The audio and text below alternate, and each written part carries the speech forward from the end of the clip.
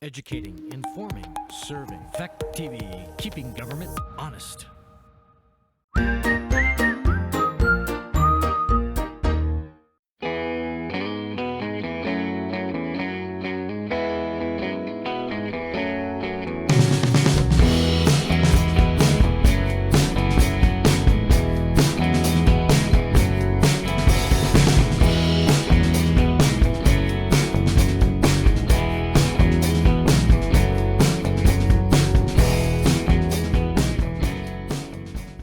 Good evening and welcome to the Bellows Falls Trustees regular meeting. It is Tuesday, February 11th, 2020 at 6 p.m. As you can hear the clock tower in the background. And we are in the Rockingham Town Hall third floor meeting room.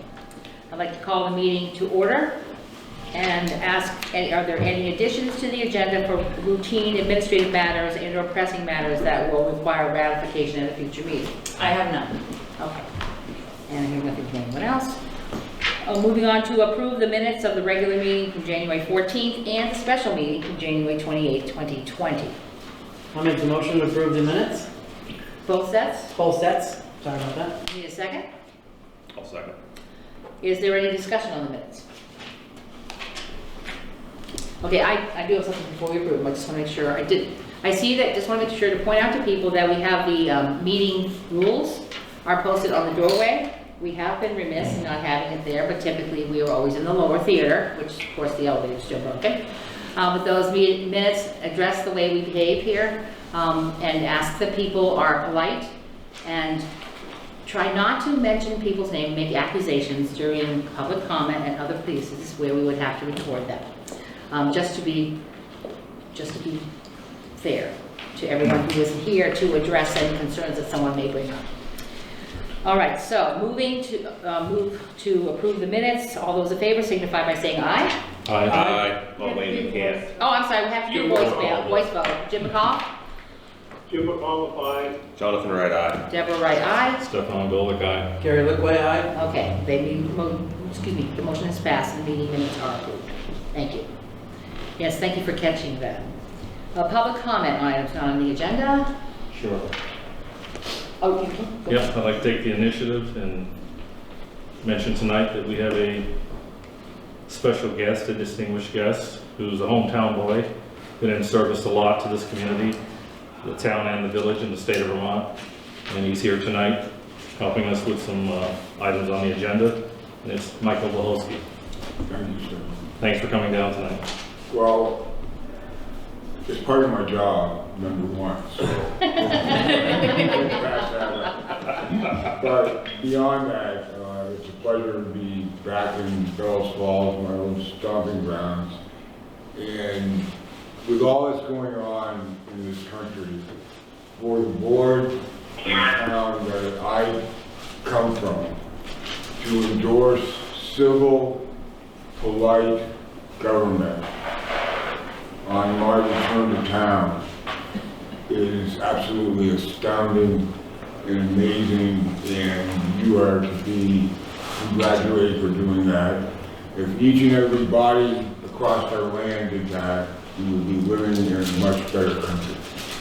Thank you so much. Thank you. You as well. Thank you. And we also do have copies of the rules of procedure are here for us as well. It's always good to remind ourselves. All right, any other public comments? All right, hearing none, we move on to the manager's report. Sure, thank you. Just a few things. Snow clearing in the village will happen this evening, so if you got a notice, if you're in one of those parking lots, make sure to move your car, and you should always be off of the streets overnight. Next week is winter break from the schools. The rec will be open Monday through Friday, noon to 5, and they'll have free hot cocoa and arts and crafts for kids. Weather permitting, there will be sledding and ice skating. Hopefully we'll get some nice seasonal cold weather. The theater next week also will have 2 special movies for kids. Tuesday matinee at 2 p.m. Spies in Disguise. And then Wednesday there's a free matinee of Chicken Run that's sponsored by the Central Elementary PTO. So thank you for that. Those of you who have been attending the rental property owners meeting, the next one is tomorrow. That group meets quarterly from noon to 1:30 in this room. and we'll be hearing from a member of the State Drug Task Force. Just for your information, we're educating owners of rental property on what their responsibilities are and what they can do about drug happenings in their properties. And then the VCRD, the Vermont Council on Rural Development, the third meeting of the community visit is on Thursday, and that's to establish teams to work on the 3 things that they identified: youth center, energy efficiency, and saving Bellows Falls buildings. That's what I have. Okay, great, thank you. All right, the first thing on the agenda, this came end of last week, was a proclamation request from Kids to Parks Day from the National Park Trust. So I would like to read this. It is something that, do we need to vote for You should trustees vote vote for to do this? Right. Okay, so proclaiming May 16th, 2020 as Kids to Parks Day in the village of Bellows Falls, Vermont. Whereas May 16, 2020 is the 10th Kids to Parks Day organized and launched by the National Park Trust, held annually on the 3rd Saturday of May. And whereas Kids to Parks Day empowers kids and encourages families to get outdoors and visit America's parks, public lands, and waters. And whereas we should encourage children to lead a more active lifestyle to combat issues of childhood obesity, diabetes, hypertension, and hypocholesterolemia. Sorry. And whereas Kids to Parks Day will broaden children's appreciation for nature and outdoors. And now, therefore, I, Village President Deborah Wright, do hereby proclaim May 16th, 2020 as Kids to Parks Day. Now, we would need a motion to do that. I'll make the motion. I'll Madam second. President, we proclaim May 16, 2020 as Kids to Parks Day in the village of Bellows Falls, Vermont. And John just seconded that. Any further discussion on the proclamation? All right, hearing none, all those in favor, please signify by saying aye. Voice vote. Jim McCall, aye. Jonathan Wright, aye. Deborah Wright, aye. Stefan Golick, aye. Gary Lichtway, aye. Okay, all those are in favor, and I shall now sign. This is the original? No. No. Okay. This is the original. Put it on Okay. nice paper. Nice, oh yes, nice paper. You can't tell that on the air, but it is. I'm sorry, it's also a purple pen, by the way. All right, pass that back to Kathleen. Thank you very much. All right, the first item on the agenda, get out there and have fun, kids. Automated vehicle testing by V-Trans, and it was great for you guys to show up tonight. Thank you so much, despite the sort of weather. Thank you. And I guess at this point we would ask when you can open and let them. Sure, just briefly, the president brought to our attention that V-Trans is looking at how to do testing in towns and villages throughout the state, and they offered to come and show us what the parameters are and what the considerations are. So Joe Segali and Mike Obahowski are here to discuss it. And you have a slide. We do, yes. Good evening, everybody. My name is Joe Segali. I'm the Director of Policy, Planning, and Research for the Agency of Transportation. Really great to be here with Obi in his hometown, so thanks for inviting us down here. And we've been working together on this issue. And last year, the legislature of 2019 passed the Automated Vehicle Testing Act. And there's a role for municipalities in improving the testing of automated vehicles on public roads in Vermont.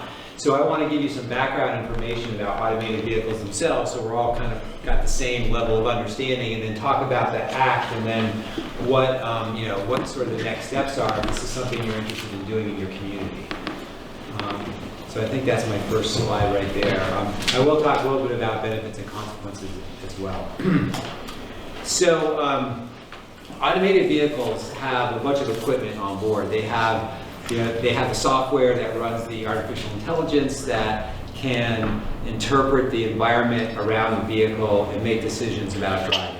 I'll go into that in a little bit more detail later, but as far as what these vehicles have on board, they have cameras that can take a look at images around the vehicle and understand what those images are. They have LiDAR. LiDAR basically sends out a point cloud and can surround objects and get the 3D dimensions of what's in front and around the vehicle, and from that can interpret what the object is and then the artificial intelligence then thinks about, how to react to that. Has dedicated short-range communication, and that's communication that might happen between vehicles, or it might happen between a vehicle and a traffic signal, for example, or it might happen between a vehicle and a pedestrian. Pedestrians carrying certain, like your smartphone eventually will be communicating with these vehicles, and it has radar, which is straightforward distance to objects and so on. So all these things are on board these vehicles. The technology is still under development, which is why there's a need for the testing of these cars. This is the structure that's used to identify or describe the evolution of automation. There's really 6 levels if you count 0, and 0 is a conventional vehicle. And the way this chart is set up is that blue is sort of representing the amount of involvement of a human in the car, controlling the car, and then green is the automated driving system and how much control the automated driving system has. So a level 1 or 2, a vehicle with level 1 or 2 automated driving systems is generally that's called driver assist. And that's the examples of that are lane keeping or adaptive cruise control. Many of you have adaptive cruise control on your car. It's pretty cool actually. It kind of locks into the vehicle ahead of you and it slows down if you're going faster than that vehicle. We tested this on the interstate last week when we came down to Springfield, and oh my gosh, let's see how it works. And we were going 65 or 70 miles an hour and came up on a truck climbing a hill, and we slowed down. Yeah, and then when you pull out, it goes back up to your cruising speed. And so also park assist. If you watch the Super Bowl, did you happen to see that commercial? Oh yeah. Yeah, exactly. So where cruise control is like one direction, essentially, that smart park is, it's actually steering the vehicle as well as controlling some of the acceleration and deceleration. But those are clearly the human is in control of those vehicles. Even with a smart car, they're holding the key, and if you take your thumb off of it, and then the vehicle will stop. So things get really interesting when we start getting to levels 3, 4, and 5. And the Automated Vehicle Testing Act is related to 3, 4, and 5. So if you want to test the automated vehicle at these levels, you need a permit in Vermont.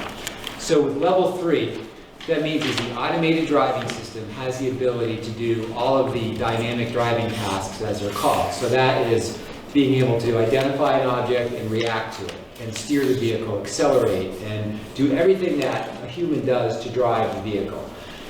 With a level 3 system, though, the human may still need to take over control of the car. And so if the system fails, or if the system needs to turn off, even if it's not failing because it's in a situation where it shouldn't be doing it, the human is the fallback, right? The human has to be ready to take over control.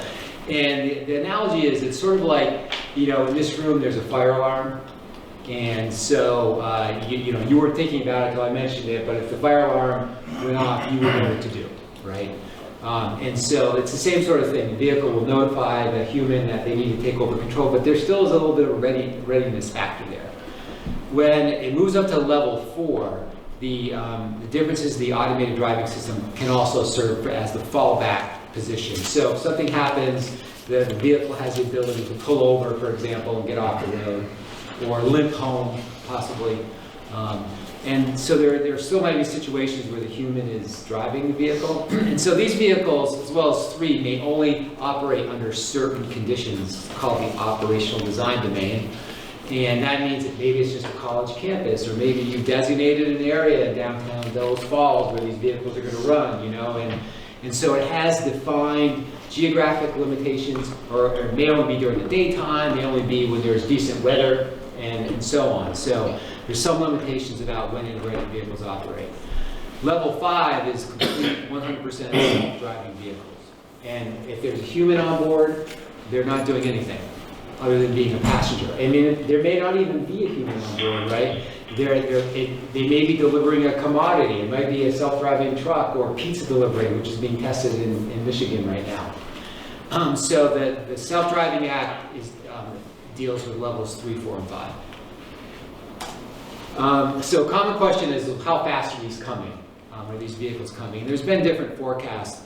And the one that I think it seems most practical was done by the National Association of Governors Highways and Governors Safety Association, sorry. So in the 2020s, this next decade that we're in now, about 1 to 2% of the vehicles on the road are expected to have some level of automated driving systems. By the time we get out to the 2050s, it's anywhere from 40 to 50% of the vehicles will have some sort of automated driving technology on board. And so that means it's anywhere from level 1 to 5. And what this is really telling us is things are going to get more complicated because now there's going to be a mix of these vehicles on the road, including conventional vehicles. So this is sort of a very practical, reasonable forecast that's easy to sort of find agreeable. A more aggressive forecast suggests that there will be 95% of miles traveled will be in automated vehicles within 10 years. And that's based on looking at the cost, because traveling these vehicles could cost less because they're going to be shared potentially, and anywhere from $5,000 to $10,000 per household. So if they're almost as convenient as driving yourself and they can save you a significant amount of money, then the thought is that they'll be adopted a lot faster. So that remains to be seen, but I just wanted to kind of give you a little bit of a range. I alluded to this just now, which is, the impacts of these, or the benefits of this technology, really depends in a lot of ways on whether we're all going to continue to own our own vehicle, our own self-driving vehicle, or whether or not we'll sort of participate more in a shared model. And there's car sharing services now, but and the idea of the shared model is you might purchase a membership, just like a cell phone plan, and if you're okay sharing your vehicle with somebody else, then it'll cost you less. If you still kind of want dedicated service, it might cost you a little bit more. But the benefits start, number one, with safety. Over 90% of crashes are due to human error now. And the thought is that if we can introduce this technology, we can start to make a dent in that. Crashes and fatalities, they dropped for decades and decades, but we're now starting to go up again. And mostly because we've done about everything that we can with current technology. So that's like one of the biggest benefits in the transportation industry that's really helped, that's really kind of, from our perspective, pushing this along. But other benefits include mobility for people who cannot currently drive right now. And that can be anybody who's driving at the moment, but 30 years from now, may lose their independence because, it's going to be harder and harder to drive. It could be for younger folks, it could be for people with disabilities that can't drive at the moment. So the idea of sort of improving the independence of everybody is really enticing. There's potentially other benefits I won't go into, but I think those are kind of the two key ones. It's like improving mobility for everybody and improving safety is what this technology offers. There's also, I think, where I've come to, a place like Bellows Falls, which is like this high density, area. Like a lot of Vermont small towns, parking is probably a challenge. In fact, I think I did a parking study here about 10 or 15 years ago. And, it's a challenge. And so the idea with these cars is that they don't need to park at the destination. They can drop you off, and they can either go pick up somebody else or go park on the outside of the town, right? And so the thinking is that surface parking in particular could be redeveloped for other uses, more infill, maybe it's green space. If you have any parking structures in town, eventually those could be, adapted for other uses. Or if a parking structure is going to be build it in a way so that it can be reused later on, because they tend to have lower floor to ceiling heights than conventional buildings. But there's, that's another huge opportunity to sort of unfold over time. Is there a question, or I'm just going to try to get through this and then we'll answer questions. So, as far as what's been happening around the country, the map of the U.S. on the left shows states that had legislation in 2016, and the map on the right shows states that have had legislation in 2018, and now it's almost 2 years later, and a bunch more states have legislation. And so it's spreading around the country. The legislation is dealing with allowing testing, but also some states are already just allowing the use of these vehicles to the extent that they're already available to be on their roads. You can take a look at that parking assist and go, that actually is not illegal. Because right now, in Vermont state law, there needs to be a person in the car if it's moving. So, we're going to have to look at that the next round. We haven't quite dealt with that yet, but this is why we felt Vermont, it's time for us to sort of get on board. Around us, Massachusetts has testing going on. They have an executive order. Connecticut has a law. New York has a law that allows testing. New Hampshire just passed a law this last year, and they're working in that direction. And so we felt like, we need to start getting on board here in Vermont. I think it's important to understand the difference or the roles at the federal, state, and local levels, and as well as the private sector when it comes to regulating vehicles. And at the federal level, they're basically responsible for regulating the equipment, the Federal Motor Vehicle Safety Standards. So you have to have a steering wheel, you have to have an accelerator and a brake, and those are things they're working on right now, because a level 5 car doesn't need an accelerator, or a steering wheel, or a brake. It's all sort of built into the system. At the state and local level, this is what we're obviously most interested in. We issue driver's licenses, we issue vehicle registration, titling, we regulate insurance, how much liability insurance is necessary. Safety inspections are required in Vermont. And at both the state and local level, we establish and enforce traffic laws, right? You figure out here where the one-way streets are going to be. You figure out where parking is going to be. You set the speed limits on your roads. So you're regulating the roads here, just like at the state level. We do all those things for the state highway system. And then we both build, maintain, and I heard you talking about, snow plowing and stuff. You're operating the system, right? So, and that all is going to be interfacing with these new vehicles. At the private level, they really have the most expertise. They're the ones inventing this technology, just like Henry Ford was. And they're doing research and testing, they're managing the data, they're coming up with the money to invest in it, and they're providing leadership. I think we're providing some leadership too. So a great question to ask is, why would we want to allow testing of these vehicles on Vermont public roads? And the reason that I give is, first of all, we want to facilitate the deployment and use of these vehicles so that Vermonters can benefit from the technology. And not just Vermonters, but also our visitors and our, and the businesses that are here. And, we know we have a broadband challenge, right? And that could be a little bit of an economic development drag. We don't want sort of the same thing happening when it comes to automated vehicles, because we're talking about transportation, and transportation is critical to economic development as well as our quality of life. So we want to make sure that we can take advantage in Vermont of the technology. And we want the public to be able to see it and touch it and feel it and start to build some confidence, as well as all of us, right? And those of us who are in government and involved with the transportation system. And then the process needs to be transparent. Some states, like in Arizona, for example, testing was occurring without any sort of process.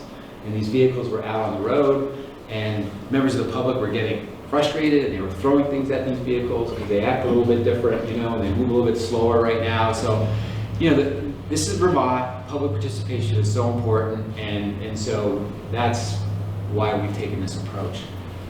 And most of all, I think it's because of the Vermont context. We have gravel roads in Vermont. We have 14,000 miles of roads in Vermont. 8,000 of them are gravel roads. And so these vehicles have to be able to operate on our roads, not just in sunny California roads where the lines never wear off. That's what I understand. So what would a test look like? Up in the left corner, that's a little roadie. That's a test going on in Providence, Rhode Island right now. It's like a little shuttle service that's going from a neighborhood that's redeveloping into downtown. And that's actually run by the Department of Transportation in Rhode Island.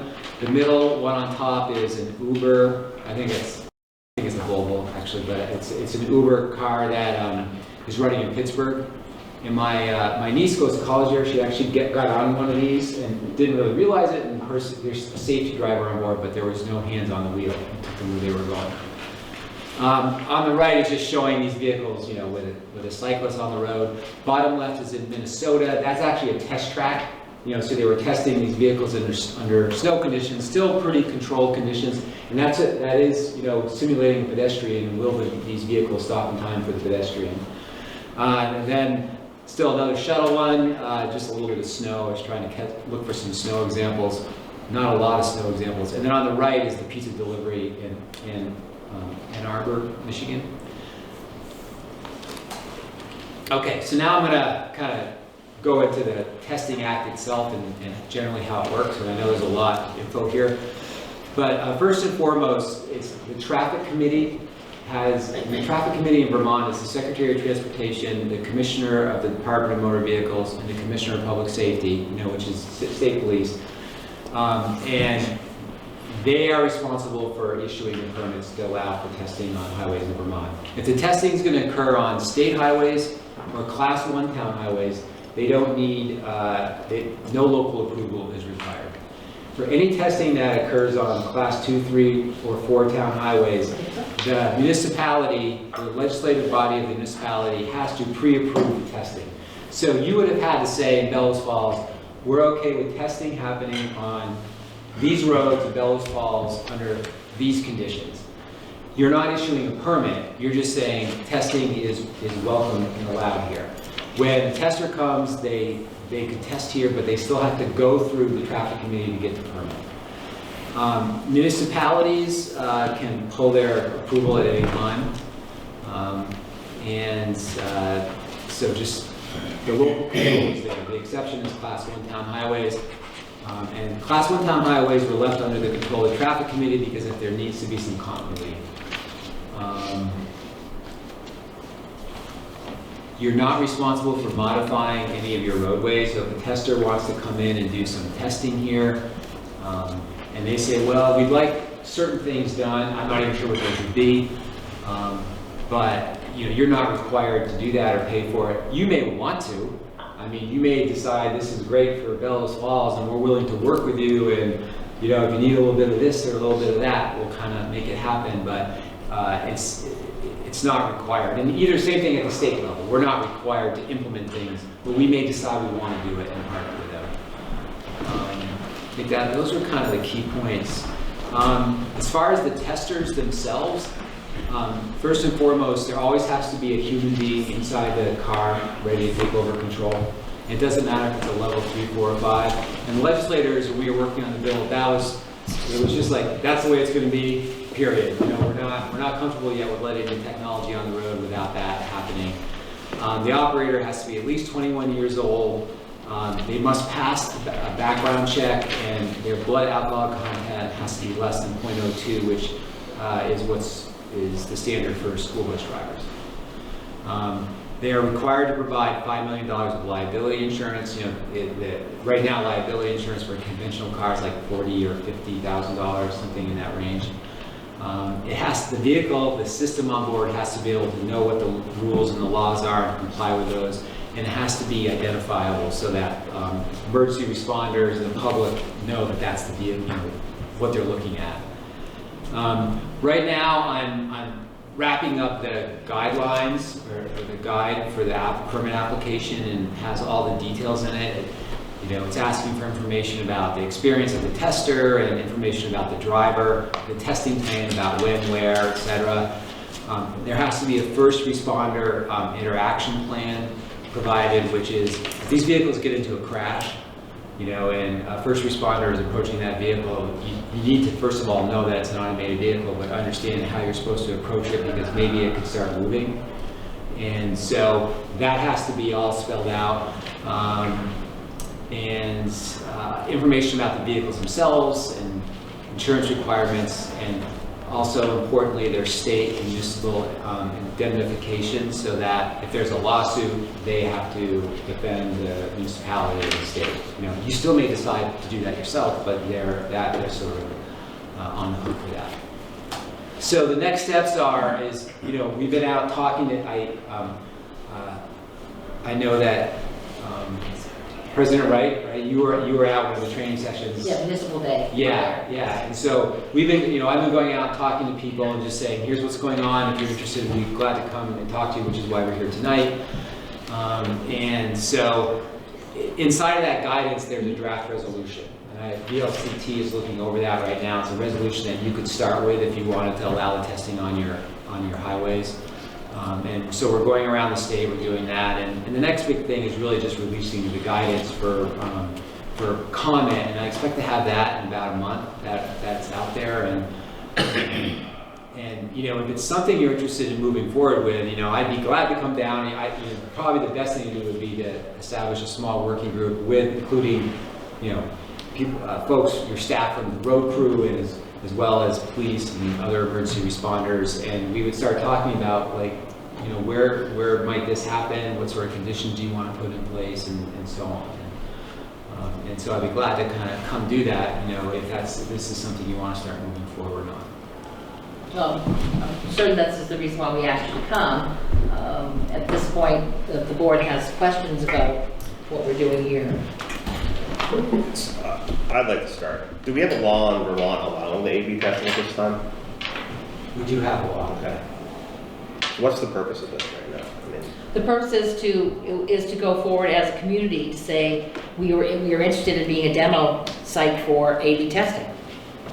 I don't think we've received enough information to be able to make that decision. With just the pamphlet and 30 minutes of Conversation? What more do you think you need? I mean, at this point, when is the soonest a vehicle, if everything was in place, when is the soonest a vehicle would be coming into our community? Well, if somebody came forward and wanted to request an application, I mean, I would say it would probably take about 3 months or so to run through the application process. There's a 60-day notice period. But I agree, I'm not expecting anybody to make a decision tonight. And I certainly wouldn't ask for that. I mean, I think that, you know, we need to be careful and think about whether or not you want to do this. And if you want to do it, we can help you think about where and how the best place in town.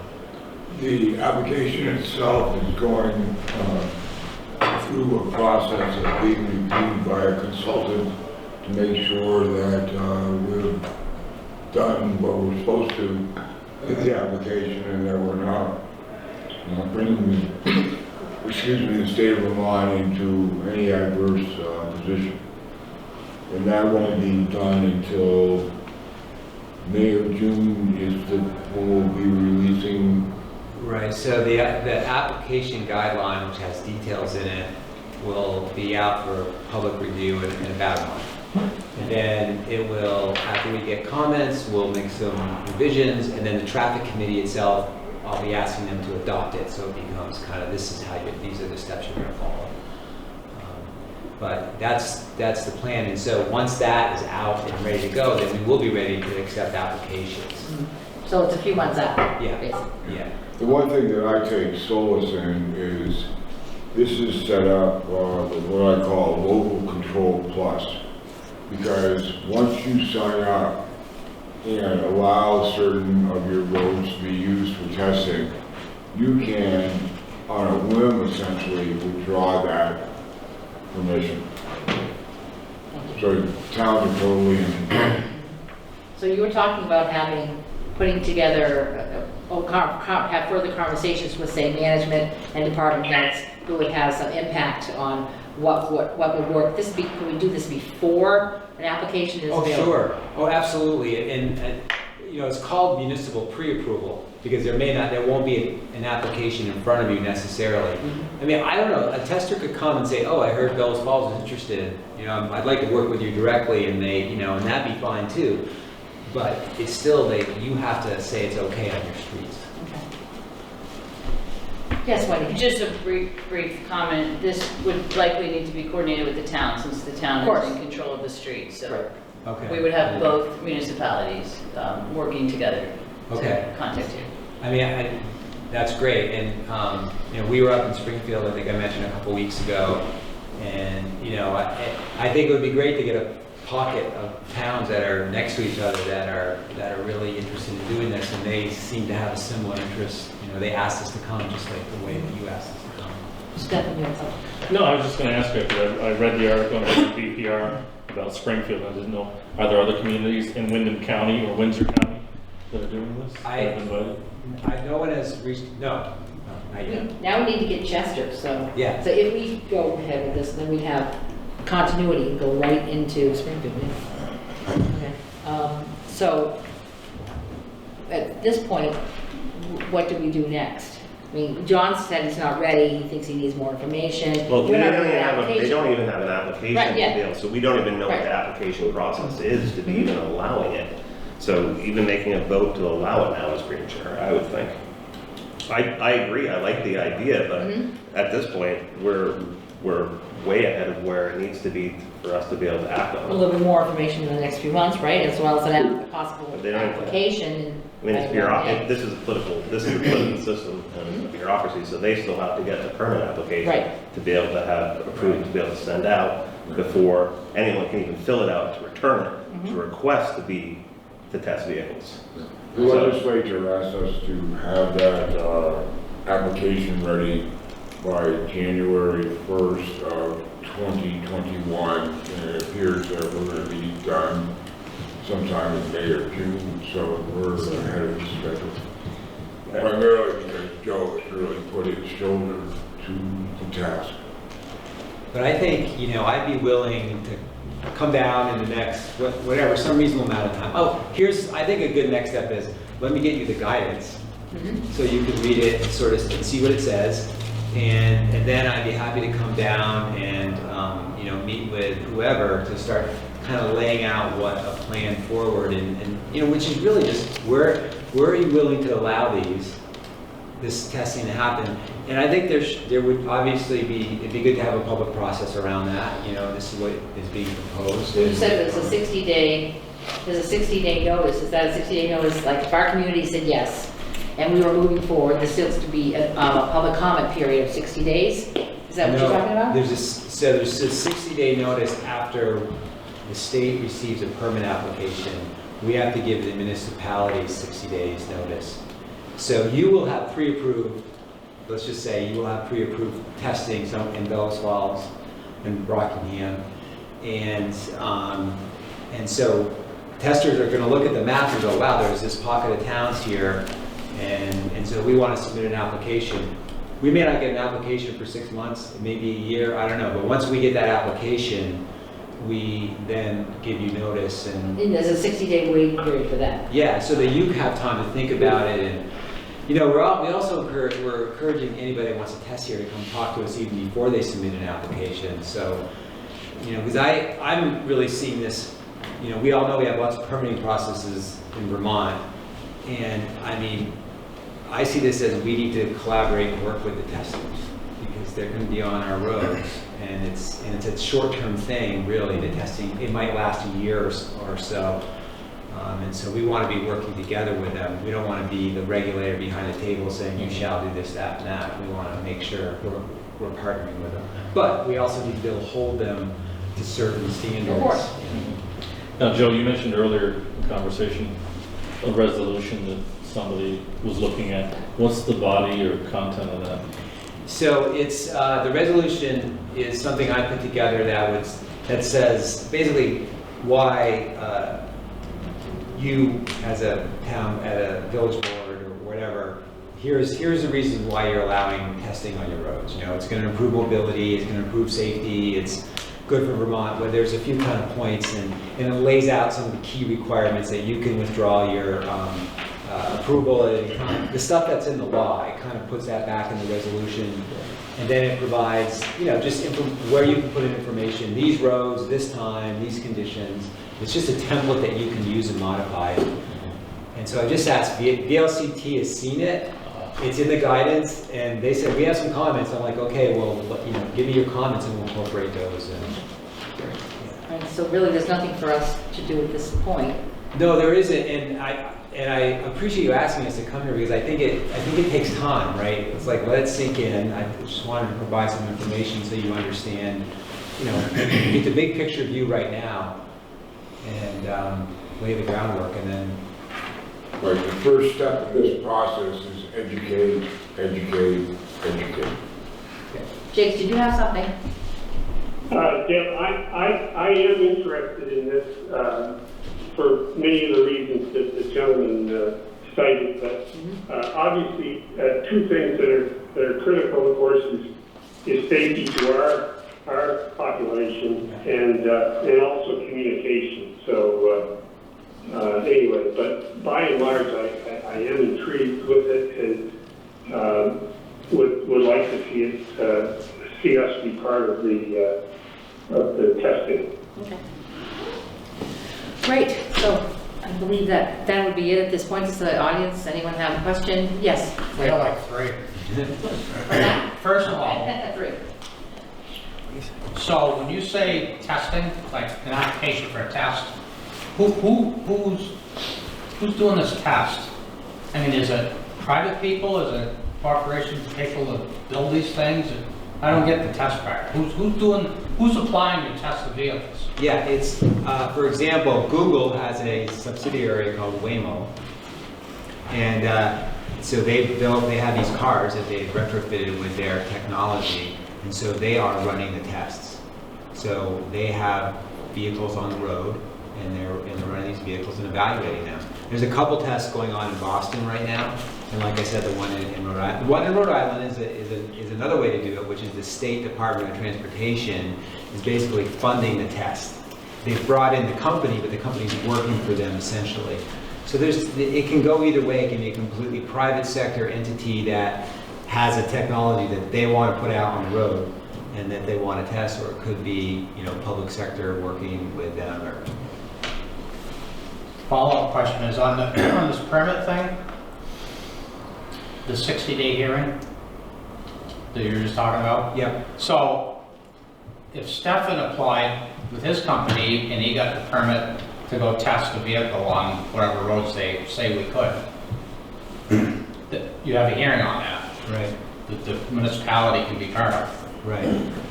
So if a week later I apply for a permit for the same automated vehicle to test on the same, do you have to have another hearing every time? I mean, I can see you haven't hearing. Is it every application gets a hearing? If you're a different tester, yes, you. But I'm still gonna be on the same roads in the same town. Right, but you may have. Different set of facts. There might be a different, yeah. You're a different entity. We want to make sure that you can cover the insurance liability, that the drivers that are using pass the background checks, that we're going to want to check you out. If you're a completely different entity, we're going to check you out the same way we're going to check them out. And I think, I get, that would be part of the permit process. Yeah. So. I would think there would be different facets, because I saw, I think it was New Hampshire Public TV had someplace, it might have been Tesla, it was semis, cargo trucks that they were testing out west. Yep. So, I mean, somebody may come here and want to do the pizza thing or what, I don't know. Yeah, so I've gotten just 2 contacts. Sure. Since in the last year, since when the legislation was going on. One was the company that's testing vehicles down in Boston, and they have a connection in Vermont, right? So that's not unusual, right? They want to come up here. And the other one was the company that is testing their technology on commercial vehicles, trucks, on the West Coast. And they were trying to understand what the regulatory lay of the land is on the East Coast. And so it's conceivable that it could be a commercial vehicle, which I would imagine would happen on the interstate system for the most part, and maybe wouldn't involve the locals so much, depending on where they want to land, right? Well, I guess I want to thank you both for coming all the way down here to talk to us today and give us all this reason. It's great. It's a lot of information. Not as much as a full picture, but we'll be getting that as it goes on. You want us to filter information down? Yes, please. As you come across things? Yes, you can get it right to Wendy and she'll get it off to us. Okay. Thank you for making the time. Oh, thank you so much. Joe, thanks. Have a safe trip back home. Sincerely, thank you for the welcome. All right. Moving on the agenda, we are at the fire department piece. Chief Sean McGinnis, and some information about the heating system and another, and that's part A, that's the first one we start with.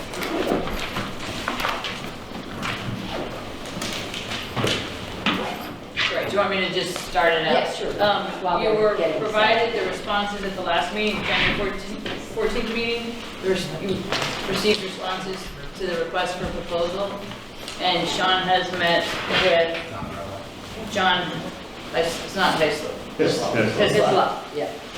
There's a weatherization operations manager with SEPCA to review them, and the summary of the recommendation is oil makes sense in this situation. So we would recommend that you look at the 3 bids that included oil and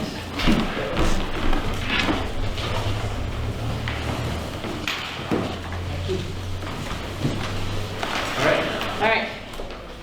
A question on the oil thing? Yes. Do we have to do stuff and still with the tank that's in the ground? Yes, so Okay, that's yeah. not included in any of the bids, so that was something we talked about, having the town dig those tanks up.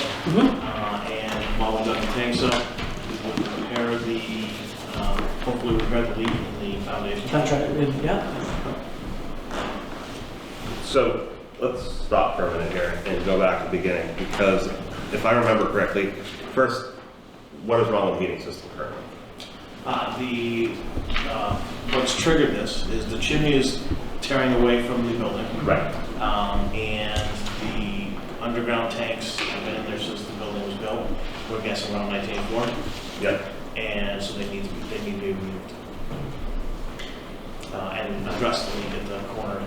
So, but why are we replacing the heating system? Because, well, while we were talking about it, we talked about replacing the heating system if we thought going to propane would be cost effective.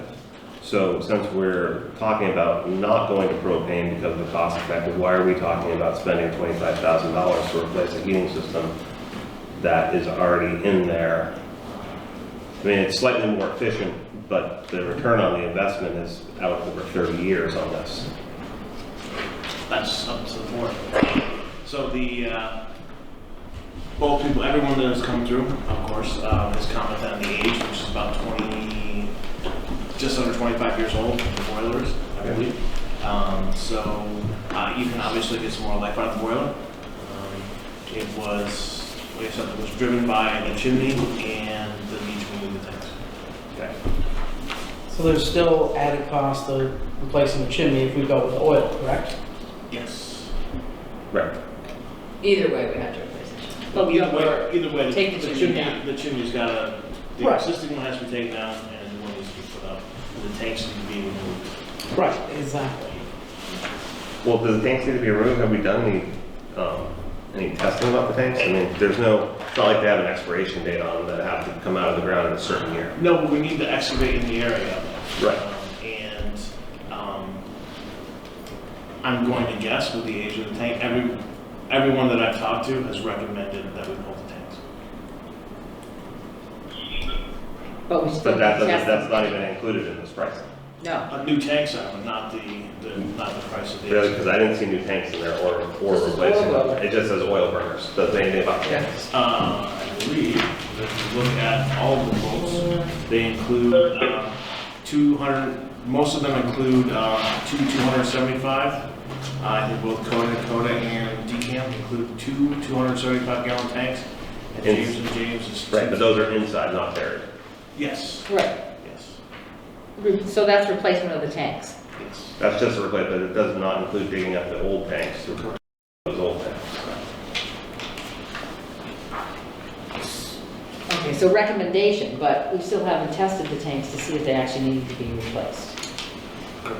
If they're, And we could actually leave them there indefinitely until they become an issue, You probably could, yeah. because you're putting the new tanks inside. Yes. Okay. Jigs, did you have anything? I want to make sure to ask you. Well,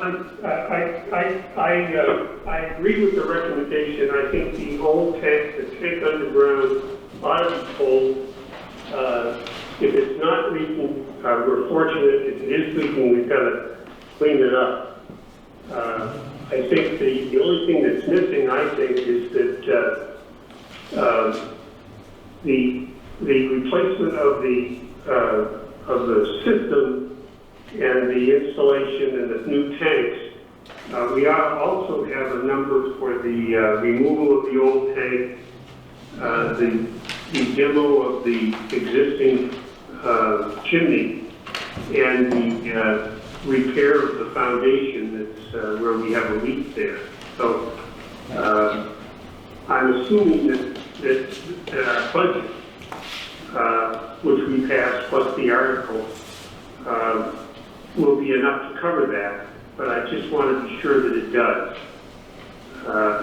And I'm assuming, Sean, that a part and parcel of this, of replacing the heating unit, are those other items?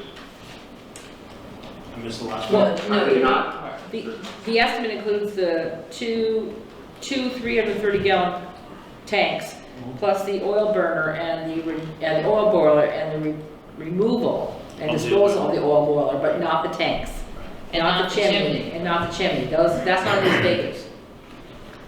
Right, the chimney, the old tanks, and the repair of the foundation, I would say needs to be done at the same time, or roughly coincident with this project. Well, the costing needs to be associated with this project because it's all one. Right now, we only have parts and pieces. Yep.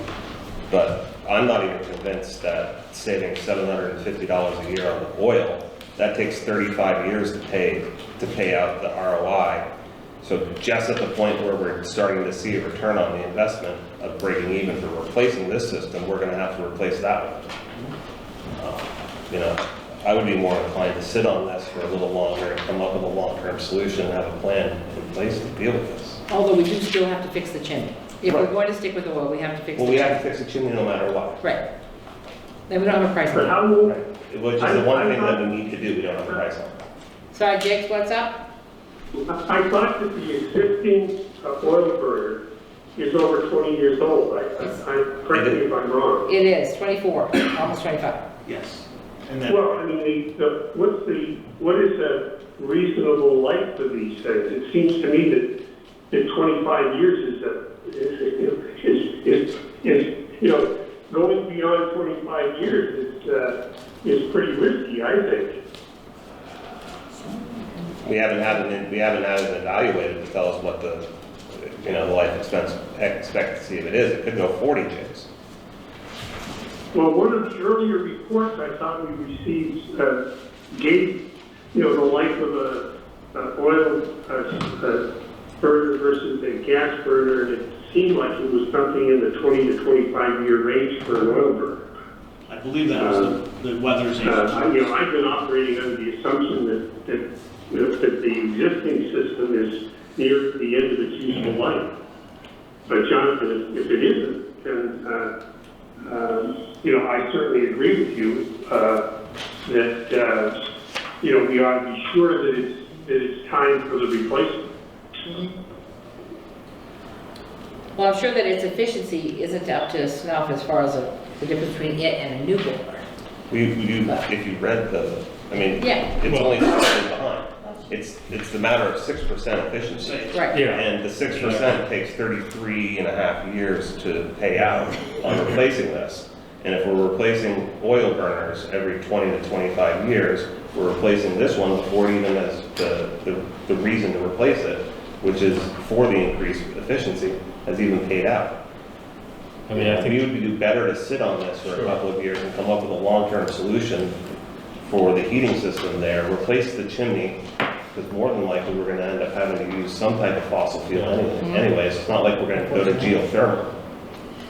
I would wish that there was actually an evaluation of the current burner boiler here, but there was, Well, the way I see you have some options. And probably an initiative probably would be to maybe install a couple of tanks above ground inside the station. That way in the event a leak did develop, you could see it and notice it as opposed to being in the ground. So the problem with the current tanks is they can't be stuck to test them because they're not, The fill isn't vertical, The fill it's an offset. no, Right. So the other item is, okay. the boiler may be perfectly fine or may have another 10 or 15 or 20 years life with it, but you may want to think of changing or updating the burner. But with the efficiency report that you have here, that's certainly fine, in my opinion, from my experience. And so, I mean, there's other options here at this point in time. and as far as removing the old chimney, And the chimney's a priority. our plan was to have staff take down the chimney. That was Is a that in couple the job description? Just saying. But we can figure it. One of the ideas was to rent work with the town when they rent the lift and use that at the same time. So there's a couple different options there. It said so been a good candidate for the bucket truck. It would have been a great. So my understanding of this was this gives us clarity on whether we wanted to go propane or oil. Right. We're gonna stick with oil. I'm not saying anything else about moving forward on this. Again, I would like to know how many years left we have on that boiler. That would be nice to know. You know, if it's kind of like, we gotta say, okay, we're gonna hold off for 2 years and then, 6 months later, crap's out. We have to deal with it. We know for sure, if we know for sure we're sticking with oil, then we definitely repair the chimney. The whole point was the chimney has to be replaced. It would be taken down if we want to go to propane. Right. I think it maybe, you can get an estimate on the life of the boiler, but then again, that could have, next year could be a bad winter where it's no more than 20 above zero and the thing is running and running and running and things weaken. I mean, with the chimney, I'd like to see us go out for an RFP for the chimney and get that taken care of. That has to be done either way. Right. And I would recommend it, well, I'm sure it's common sense, you wouldn't start that till we get warm weather, so if we have to shut down the heat. Not only that, but we should get the tank, an RFP on the tank removal, Yeah. Yep, because that's actually where the cost is. we would take them, do We that. could pull the tanks out, temporarily put 275s into the basement and tie that in. And then look at what we want to do with the heating system long term. But at this point, we're asking to replace a heating system that may or may not need to be replaced. Okay. When the real question is, what does it cost to get the tanks out of the ground and replace the chimney? That absolutely has to be done. We don't have any costing on that. I think actually we did come up, we had come up with about $2,000 to put the tanks out, between the excavation, having it, if the town were going to use their backhoe, and I understand you need to have someone come down Safety, when you pull the tanks, to certify that the testing, which I thought was about $500. Yeah, because it could be a hazard, yeah. It would be nice to know that. But we should also I would send it out as an RFP, because saying that we're going to have the town do it and we're going to do that, that's not a realistic number. I mean, that may be a great cost savings, but when you're talking about being real and being true, it should be fair market. I think he was talking about the volunteer, not the on-call fire and not the town. Right? No, he was talking about taking the tanks out, right down The back. town Yeah, did the actual it was. excavation. And on, Because you could get those tanks out of the ground, you could have a leak, and then now you have thousands of dollars in cleanup that you have to deal with. and on the third note, we should have also, if we're gonna get an RFP on the tanks, one on what it would cost to fix the foundation while Yeah. they're in there. While they're in there. Yeah, some I things. mean, this, if we don't do anything with tanks, and you dig to fix that foundation and they're close, we all know, when you dig somewhere next to something, you could Something disturb Yeah, something. I think Yeah. that once you start disturbing that, you Right. need to deal with Could it. But that's what the real cost, I mean, that's what should we be talking about now, is what are the real costs to do what needs to be done versus replacing something that may or may not be done right now. And then we can sit on this for a little bit and figure that out once we know what that is. Yeah, I originally thought that it would make sense to switch to propane, after looking at this, but it doesn't make sense. It doesn't make sense. I mean, you have someone who must be servicing the boiler on a regular basis, annually. If you do, that person will be able to tell you what life expectancy you've got left. And so that should be simple enough, I think. Mr. Pugliano. What was the decision to not go with propane? The decision is to stick with oil at this point based upon efficiency from Mr. Hiskel, who is a weatherization operations manager for Setban. He's been there for quite a long time. Did you get other opinions, or you're basing it off of one opinion? Well, I don't think we've even decided. Well, the whole conversation's been about oil. Yep, it has. So I just was wondering, just one more, like, if you go with, the cost to rebuild the chimney is how much? Roughly $8,000. So with propane, you wouldn't need that, rebuild that chimney. No, Right. I'm just, Where did we get the cost for rebuilding the chimney? I'm sorry. my question was about the decision to go with oil. There must have been something I didn't hear or see. Sounded like that's the decision you had made, and I was wondering about that. And then, in the weatherization report, also, like, there was discussion about insulation and all that stuff. Is that stuff all being, that's not included in this piece. is it being considered? It is, yeah. Which would make everything more efficient? Well, overall, yeah, the overall efficiency of the building, yes. It wouldn't improve the efficiency of the unit. Correct. But Jeff? Yeah. the proposal here, the lower proposal here from James, it included a new chimney as well. It does? It included the unit, the piping, the chimney, the new chimney, and the two tanks, two 330-gallon tanks. 30 feet of double wall metal chimney pipe. It doesn't say, That's for propane. Yeah. No, Yeah, that's. am I looking at the propane one? No, I'm looking at the oil bill. No. This is real, or. It's 30 feet of double wall metal. It says, yeah, 30 feet of double wall metal chimney pipe to replace existing masonry chimney. Yeah. So that's Okay. replacing the chimney That's all, Right. that's We all can, part of the. without it's included in the what I 25,000. think we can do is just ask them to, well, just to back out. Back up the chimney? Well, I mean, at this point, we But should leave the chimney in. The real question is, the replacing the heating system isn't the dire need at this time. The dire need at this time is dealing with the chimney and the oil tanks. And then the secondary need there is, while we're doing that, dealing with the foundation. So we can limp this system along. It's not gonna cost us anything to limp this system along until we get costing on that and figure out what that's gonna cost. Because I don't think putting a masonry chimney up, you're gonna be able to do it for $8,000. No, I don't, that's what you're saying. no, we're not. Oh, you're paying like a metal vestas. We're Okay. strictly, Right, yeah, metal, Okay. okay. I would not replace it with a masonry. Okay. Okay. We do it with buses.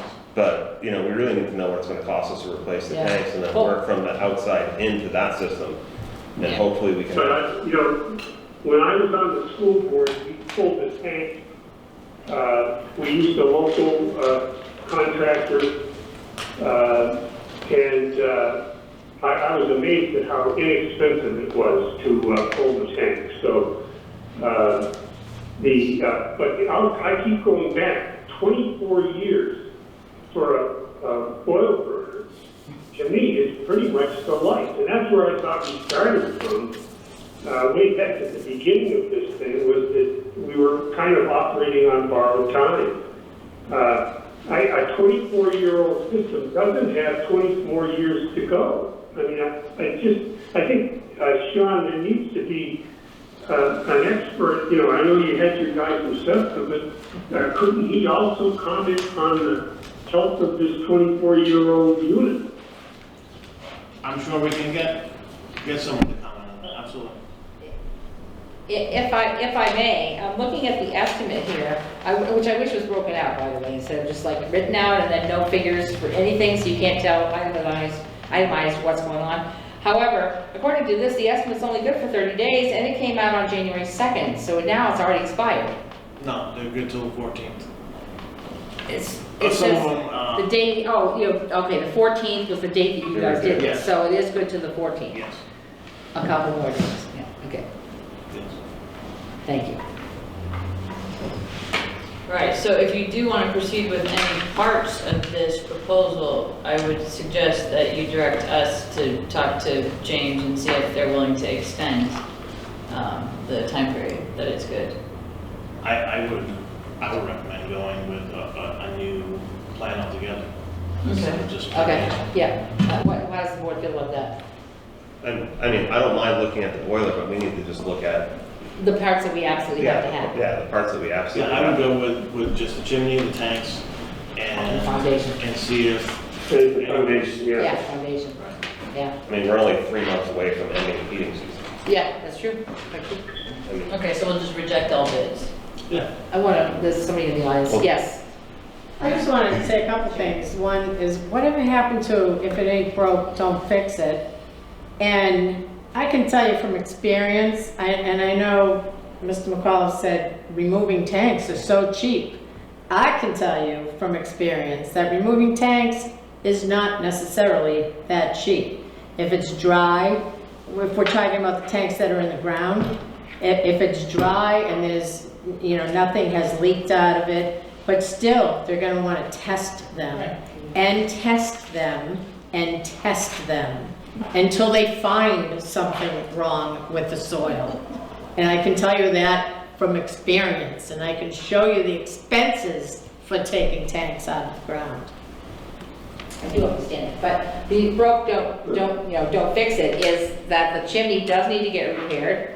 it's pulling away. No, I'm talking about the boiler though. But the boilers are a concern because of the length of time, God knows how long they've been under there. 24 years. Well, like I 24 said, as long as the boiler. in the event your burn box or your boiler, your cask or whatever isn't a problem or weak or cracked, you may want, and the efficiency report speaks for itself, in my opinion. But if you wanted to upgrade in the future where in the event, which I don't see likely, the efficiency went down, then you'd have you'd have an issue there where you look at maybe putting a new burner on, whether it be a Beckett or the current one that's there. I mean, Well, it does have, we would have, in order to find out if it was needed to be removed, if it has to be tested, you're gonna want to do the same thing. Like you said, you can't test it while it's in the ground. Because the way Well, no, the lines they're are, gonna need to pull the tanks and take soil pull the samples. tanks, take a soil They're sample. gonna take soil samples Yeah. underneath the tanks. I understand what you're saying, Jigs, about the 24-year-old boiler, but I really like to know an assessment from the person who cleans that thing every year, how much longer they think it lasts. I mean, we don't have to make the decision today. We can make the decision next month if we had to. Right. So, Right, oh yeah, I agree. And the other part, we need to do those. Pull the tank and fix the foundation and get the chimney down, so. this village has a We reputation will of have to having replace tanks. the chimney, we will have to bid it, so. Yeah. How many tanks have we pulled up in this village? I think, since I've been here, probably 5, maybe 6 tanks underground. Some weren't even anticipated. Some had viable oil in you them. get a bonus too. of that one. Yeah, the bonus, yeah.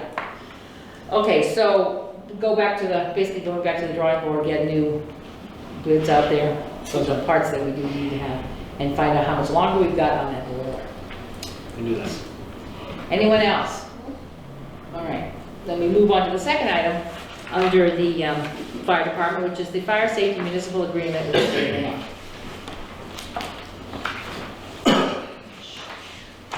Did you want me to, the village had, or did you want to explain it? No, you want to. The village had an agreement previously with the state to perform certain types of fire and safety code inspections. That went away when Chief Weston retired, and we provided you with the contract that we had when Chief Weston was here, which is similar to what we're proposing to go with the state now. There are various levels of inspection. We would start with the lowest level, which would be residential existing buildings. That still requires that we have a fire inspector 1, which Sean will get soon. So once he completes that, we'd be able to implement this. There's no revenue. There would only be revenue if and when we got up to the claim review level, which would require more staff. So there's no revenue, but there's an increase in safety, which is really important. And it could have impacted the Laurel fire. Yeah, we're preventative, but we had tried to get in that building a couple days prior. So what we're asking is if you would, first obviously if you have any questions, we don't have any problems with the inspection agreement that we had previously. We had a good meeting with fire and staff thinks it's a good thing to do. So if you do also, we will proceed to get a final document and bring it back to you. Okay, Madam President, I'll move to direct the municipal manager to work with the State Division of Fire Safety to prepare a municipal agreement for the board's consideration. You need a second on that? All right, John seconded. It's been moved and seconded. Is there any further discussion on this matter? Hearing none, all those in favor, please signify by saying aye. By voice. Jim McConnell, aye. Jonathan Wright, aye. Deborah Wright, aye. Stefan Bullock, aye. Gary Litway, aye. Okay, it's been passed, so we have that. Thank you very much. Thanks. There we go. So, next item is Finance Office with Shannon. Thank you, Sean. Thank you. Okay, so you got the, do you have this stuff in front of you? Okay. Right there. You got Shannon's memo? Broken down general fund, water fund, wastewater fund. So if you have any questions, we're on target to come in on budget on each of the funds. I have a few questions. Okay. You can go if you want. No, you go ahead. Okay, so we can skip those. Those are pretty, we'll deal with those in the budget. Under water and wastewater, you want to go to those first?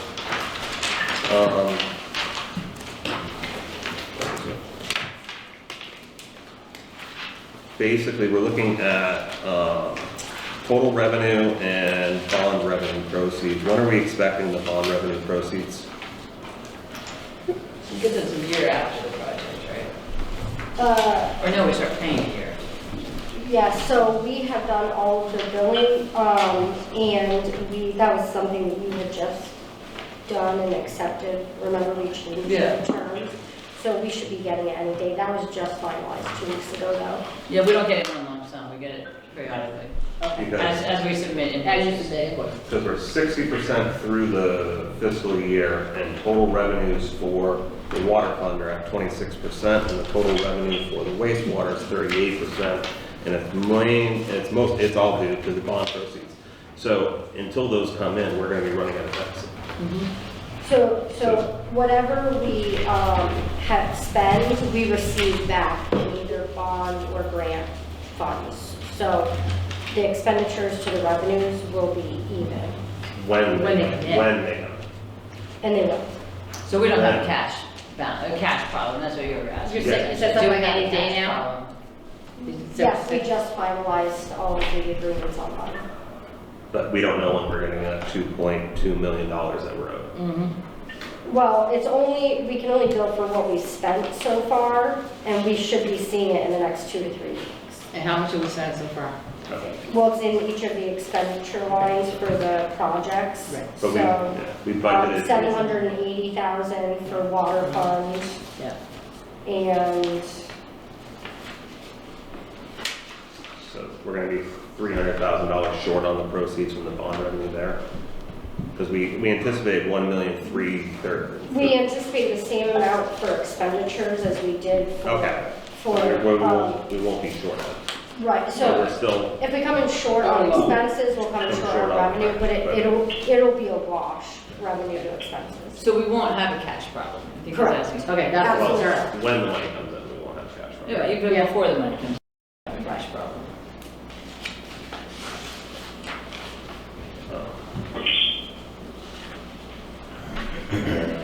And we are actually on target to exceed revenue for the water and sewer charges. When the bond payments come. No, No, beyond I'm just that. speaking people about the pay their revenue. bills. Overall When the revenue, customers yeah. pay their bills. No, the charges to the Okay. customers. Right. The ratepayers. Correct. Right. Should be Yeah. more than anticipated, is what you're saying. Yes, it's Slightly more than more? budgeted. Okay.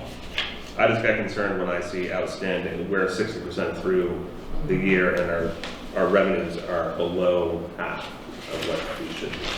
Yep, the bond. We're at 65%. Not when this report was run. Whatever So- Mike said. Wait, well, that's the same thing he would have. The bond Yeah, but thing if you do and the daily. grants that we receive reimbursement for, they don't do it. It doesn't matter to them what percentage of the year we're through. Right. It's based on billing, and everything's been billed to date, signed off on, and accepted. Did you have some more questions, Joe? Some of the stuff we'll deal with in budget. But, okay. Jigs, did you have anything? Well, I know Jonathan was just asking about wastewater, but the total government, the expenses for the government before debt service, we were, through January, we were at 68.5%. And so the obvious question is, how much over budget are you projecting us to be on the expenses?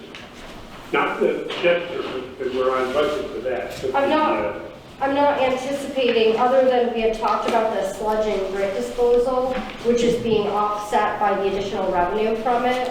I'm not anticipating either the water or the wastewater fund going over budget for expenses. If there's line items or incidents that happen, both of the supervisors for those departments are aware of them, and we will not exceed budget. What about general government? Okay. General All right. government items, we won't. The only other thing I would mention, Deb, is Yeah. in looking at the general fund, Yeah, is that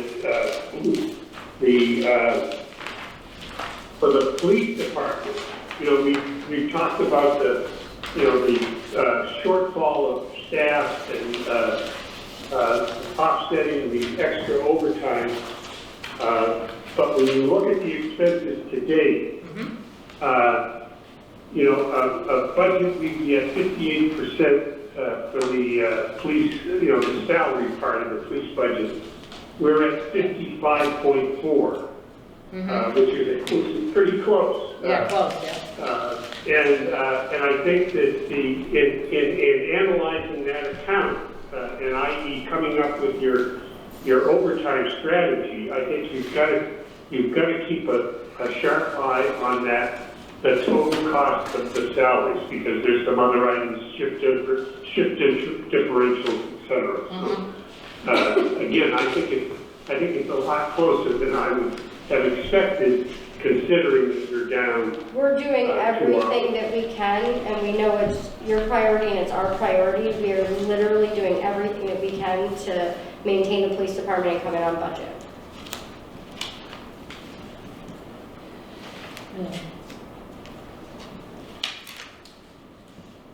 That's all I had. Yeah. Okay. Stefan, did you have anything? No. No, not till budget at the time. Okay. So I think that's it at this point. I've got a couple quick You ones. do here. have, okay, go ahead. So, getting back to police and fire, do we have any equipment purchases that are in the plans for the rest of the fiscal year? For No. either one of those? For vehicles, you mean? No. For we're other stuff. Just looking at equipment and purchases on both of these accounts, we're right there at 95% on new equipment for the fire department and 90.75 for the police department. We've made all of our purchases, Okay, that's- and both departments are aware of where they're at. They're strict. Yeah. And I assume that we're still working on telephones, service, So- communications, since every one of the line items in every department is gonna go over. Yeah, so we had communications with Mitel, and unfortunately, they want close to $9,000 to get out of the contract. It's very unfortunate. And this When's was the contract expire? Another year. year, January of 2021.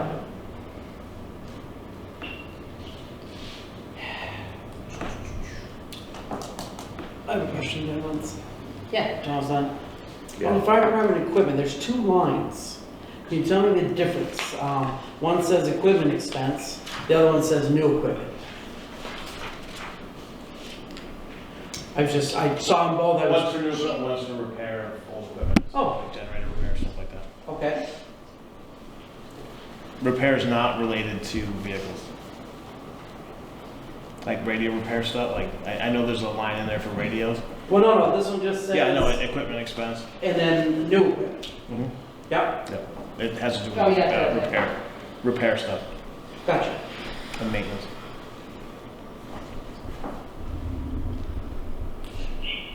We also, just for budget purposes, the police budget has $32,000 in for a new vehicle, and we are not going to be purchasing that this year, so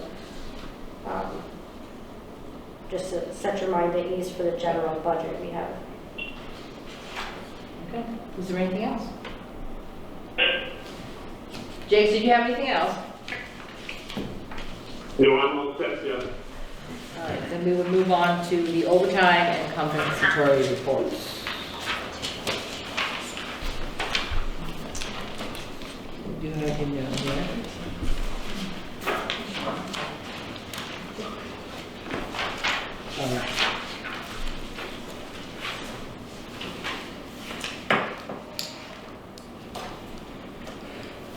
Yeah, so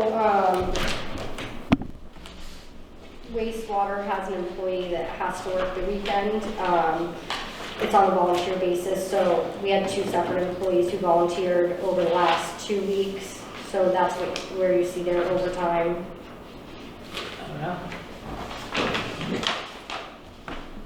Okay, yeah, they have an issue. I And saw your then note about Sackers River, and I saw something in their minutes. there's 2 hours of overtime associated with a small issue at Saxon River that just took additional time rather than just the regular weekend time. But their weekend time it's mandatory because they have to do their Yeah. testings Yes, and all. Right, Yeah. they need to be there daily. Yeah. At our And plant too. it's a small department, so we let them volunteer. Oh, sure. They would like to Oh, work their who own. they choose, yeah. Any questions on the comp and overtime reports? Okay. All right then. Good. Okay. All right, then we will move on to the police department update. Yes, okay.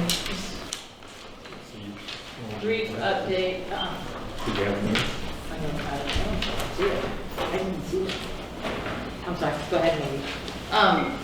Just wanted to, you're probably aware of this, but the Attorney General came out with a statement, so I just wanted to let the public know, because they're unaware. Okay. Announced, and it says today, but it was yesterday, that the office received a complaint regarding Bellows Falls Police Detective Mario Shepley. Yep, sorry. Okay. Involving an allegation of possible misconduct, the complaint alleged that Detective Checky had improperly notified the target of a search warrant before it was executed. The Attorney General's office reviewed all the materials provided by the Vermont State Police who conducted the investigation and found no credible evidence to support the allegation of misconduct. The Attorney General's office will be taking no further action, and this concludes the office's review. And obviously, this is the investigation that I spoke of last week. Okay. And then just the police chief search process is moving forward. We're going to proceed to advertise internally, which is required by our rules, and the appropriate thing to do, we'll post it internally, and then we'll move to advertising fully next week. Is the plan. Do you have a job description that's already updated? We or do all? have a job description, we're finalizing it, because what we like to do is every position, every vacancy that we have, we look at the job description and update it. Any comments from the board? Are we having a detective session? I don't know. There's not one. We didn't schedule one at this point. Or whether Because you're, I had asked to have, the police on the agenda, right? and, but it wasn't, I was glad to get the update, but it was basically to give the manager, particularly where we're getting ready to go out for a search. I think it's important that the manager have a feel for what our board it has in mind for our next year's budget.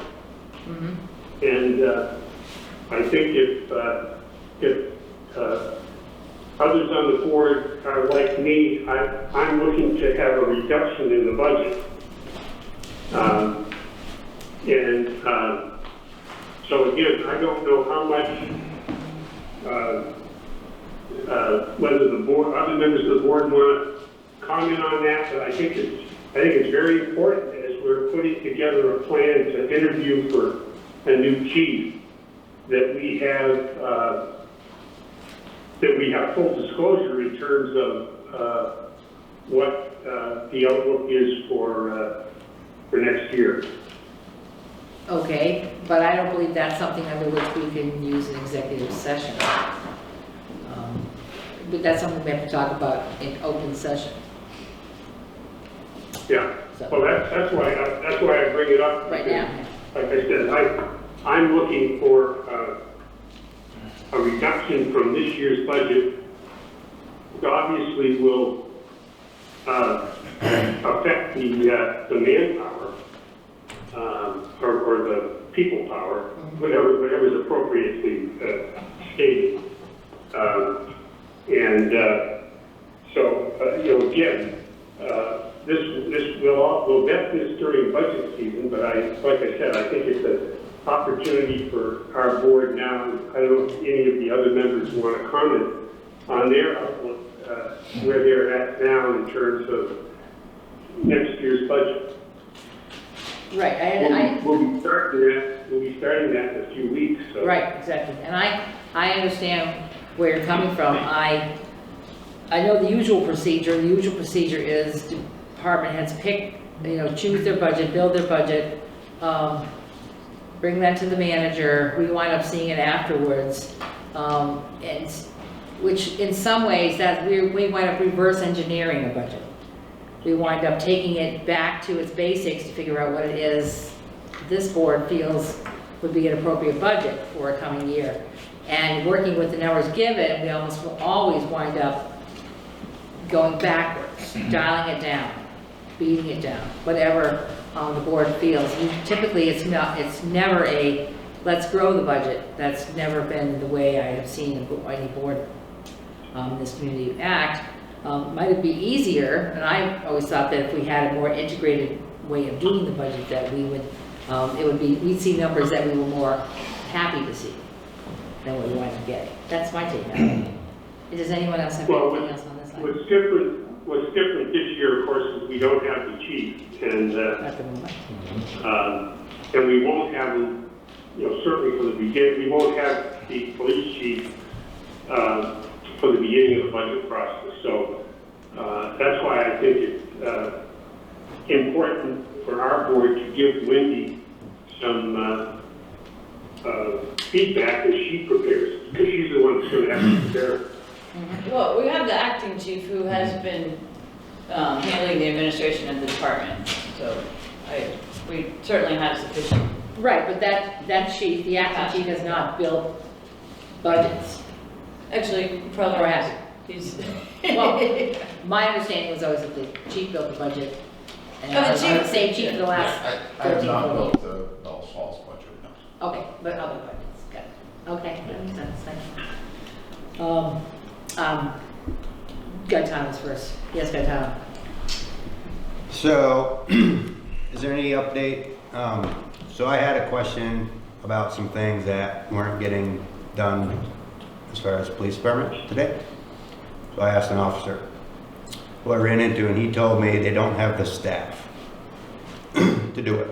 So, as a citizen, taxpayer here, when are you going to have the staff? And what's the plan with that? Do we have an ad actively for more officers? Is the one officer, the non-disciplinary suspension, has that been lifted? Where are we at with having the amount of staff needed to enforce the duties here in the village? Well, I suppose at this point, I would direct it to the manager. So I just talked to you. Yes, I know, but I'm not gonna have that answer for you. Right. Although, on top of that, you give us a blanket statement about things you want, and you're being told there's no staff. Two questions. The suspension, and when are you going to have adequate staff to enforce the village ordinances I see. and Vermont state laws?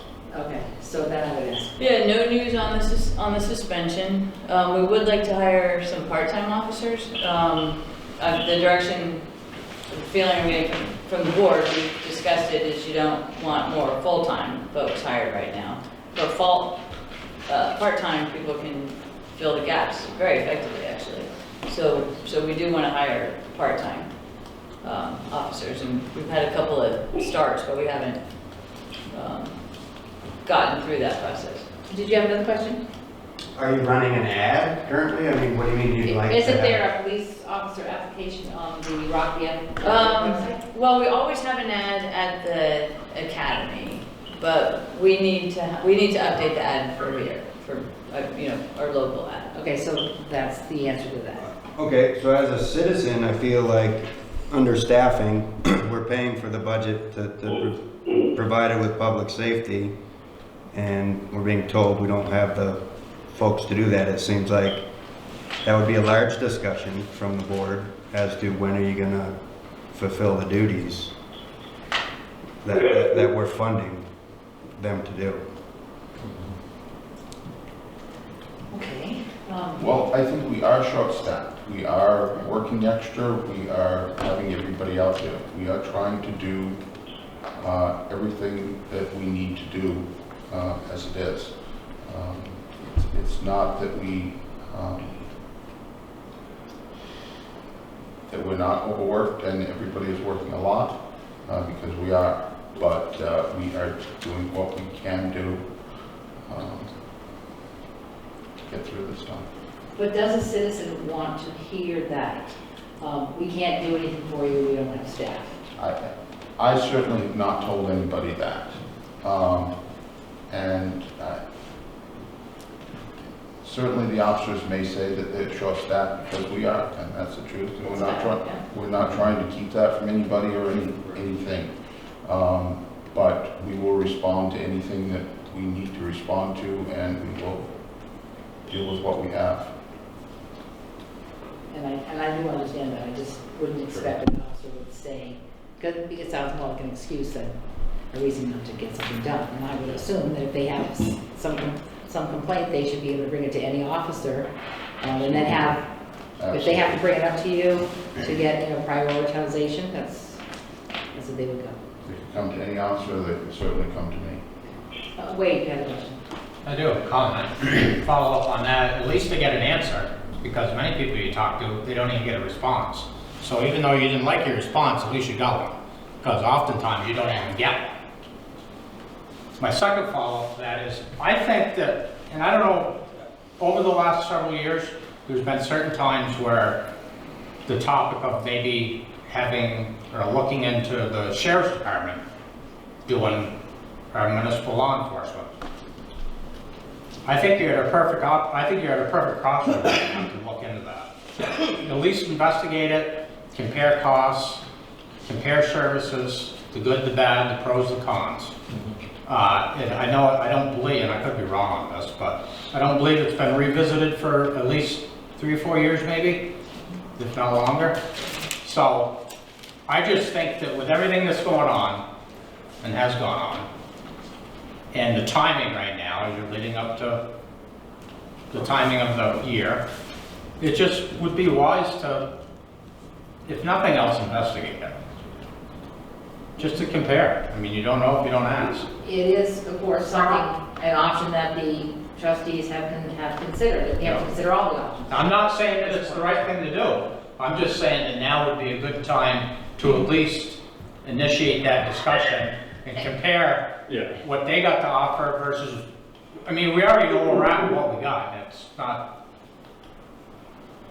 it's average at best, in my opinion, and many others, but anyway, I just wanted to throw that out there. I think now would be a good time to entertain that and compare. I think that is something that's come up, and it was in the paper today, if you read the Reformer. I have not yet. I do not believe I specifically stated a particular trustee wanted to do that, but it comes up in our conversations every so often that the Wyndham County Sheriff says, we currently use it for dispatch. That's a given.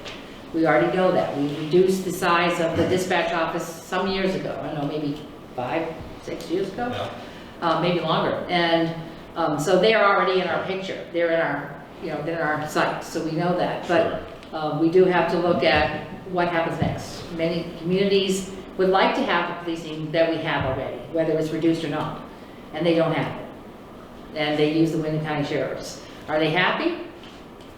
Are they not? You can look at the papers just like I have and see who's whittled away at it and who's increased their contract and who's decreased or eliminated it. So it's always has been an option. It's just, I know you're saying that it's the hard pressed to think that it would be any worse than what we have now. To the point where at least that's an opinion. Yes, it would at least. Wait a second. Let Mr. Mashore finish his sentence first. It would at least. I'm sorry. If you looked into it and compared costs, services, and all that, at least it would be. At least we would know moving forward where we're at with each one. Thank you. Yes, Jake. Go ahead. Well, back to my original point in terms of giving the manager some ideas as to the size of the budget for next year. If we decided to go to the sheriff's department to request a bid or an RFP or whatever, we would have to outline what type of coverage we want. And that's exactly where I was starting from. I think we need to give the manager a better idea of what we're willing to spend next year in order to, A, put together our budget with our police department, or to seek a proposal from the sheriff. So, anyway, Thank you. I think it's a valid issue. We, before I recognize you, I simply want to say, we didn't answer your question directly concerning the reduction of staff. However, what he did say, the ad is always open at the Vermont Police Academy, and we need to rework the one that's on the website. And we need to more actively advertise. Yeah. Yes, got time. So to follow up on how the conversation changed, as a citizen, to be having admitted that we've have a reduction in services, could we all agree to that? Mm-hmm. Yet my bill's the same. That's a concern. So it's typically not how it works. If you get a less service, you pay less. So exploring other options to provide the service that we need here is a great idea. I'm also fairly interested in our next police chief, someone who could be here for 15 to 20 years. The impact that could have on this community for the folks that live here. It appears we have that don't live here coming in to serve on this committee with very little local interest. I wonder if you could have some public forums with your top two candidates or something. So the people need to be invested in this. We're having a manager who's fairly new ultimately make a decision that could affect this village for the next 20 years. I'm concerned about that. One, we do not employ the police chief. I understand. The taxpayers do. That's the managers, yes, and we're all taxpayers. We couldn't be on the board if we weren't. I agree. So it does impact us as well. Our current police chief is still on the roster until March 1. We are still paying for that, you and me. We're all paying for that. The next one, the one who could impact Yes, I this? know. But as far as money's being spent, despite the fact that we are reduced in staff, we do have monies coming out of our budget, which we're all paying taxes for, while we have reduced staff. We can, again, it's up to the manager to find part-time policing. We cannot go to the sheriffs because we have a union contract in place. We cannot replace non-union labor with non-union. We can't do that. I'm just hoping that everything is being done to bring the level of service that you budgeted for, that we're paying for, to where it needs to be. And consideration, great consideration into the next chief of police we have here that could send us one way or the other, and explore your options to provide the service for the folks who live here and pay for this budget. And it's very important to have public support for the service, or for the process. That's very important. Will that happen? That happen? I'm gonna do what I can to make that happen, sir. And we're thinking about forums, actually, near the end of the process. My understanding is one trustee Well, let me, before you go any further, if I may. on the committee, Okay. Two trustees. Yes. and then nobody else on that committee is from Bellows Falls. That's not true. That's not true. There's one more person that I need to finalize. Paul Obohosky is on the committee. And he's village trustee. Yeah. Well-respected village resident. So are the two trustees. It's not, Mike Malik it's is just gonna- people that live here. Mike Malik is going to be on the committee. And we have law enforcement, and we have Tracy Shriver, or her designee, who actually directs the department for law enforcement. So it's really important to have them on the committee. Sure, I'm just Oh, okay, I'm gonna ask that you would consider holding some public forums. Yeah, With- I already have thought about that. Great, thank you. Steph, you have something? Yeah, I just want to clear it up a little bit. I'm glad you alluded to it when you started, Debbie, in reference to trustee had made a comment as far as the police department in relation to the sheriff's department. And I went into your former site, and I've evidently been in there, I looked at articles more than 4 or 5 times, so I can't pull it back up, just go verbatim. But I just want to comment, evidently there was a comment made or printed that I had said that replace the Bellows Falls Police Department or close the police department and replace it with the sheriff's department. That is totally erroneous. Basically, it's not what I said and not what I heard, and I think Debbie can clarify that with my comment, but we have an organization that we support, that I support. It is our job, though, to look at all options of law enforcement, and some of the other options have been, in my thoughts, maybe supplementing, because we are down and understaffed right now, if we could supplement that with other people, whether it be the sheriff's department or however. We don't have constables at the moment. There's another thought or another option, but I look at all the options. But the comments that were made there, that evidently was Debbie had said this, that I had said that. I think maybe somebody misunderstood. So it's not what I said, and it's not what I heard, and not what I meant when we were discussing options. So I just want to make that clear.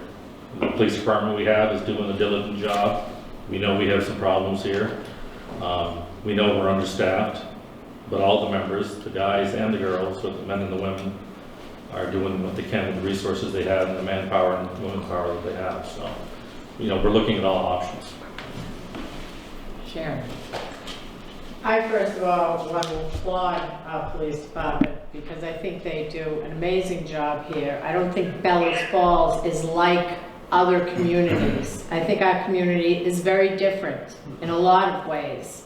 And I think it's great to look at other options, but I think the options should be looked at within our own police department and see how we can adjust the budget, how we can adjust what we're doing with what we have to make it work better, rather than just like automatically dismiss it and go outside. I know we have very little coverage in Westminster, but we don't need the coverage as much as is necessary within the village in particular here. And I think our police department is a great police department. I think, yes, it has problems that we have to look at and figure out how to make it work more efficiently within the budget. But I think that's what we should look at, not just like, throw the baby out with the bathwater. Well, I agree with you, Sharon, and that's what I was trying to say, and you said it very eloquently. When I say options, the way that came out, and like I say, I just barely got in there, then I went back to look at something, when I couldn't get back in, was not the way, or even the environment that it was set in. And I think some of the options we're looking at, as well as the village president, the board of trustees, and the manager, and the now active police chief, are the part-time factor. There's other options, and that's one of them. And try to start to look in-house first. And we got an organization, they're familiar with the clientele, they know the players. And the last time we talked with the sheriffs, that was, I think, about 13 years ago. But I mean, the board's trying their best to provide 24/7 coverage. Is there anything further on this? All right, looks like we can move on. And Jibs, you're all set too, right? Yes, yep. So we move on to the next item, which is the manager's goals. We have this list. Yeah. Did you make the letters any smaller? No. I actually took some stuff off. There it is. The colors, the white and the yellow are the ones that have been on the list.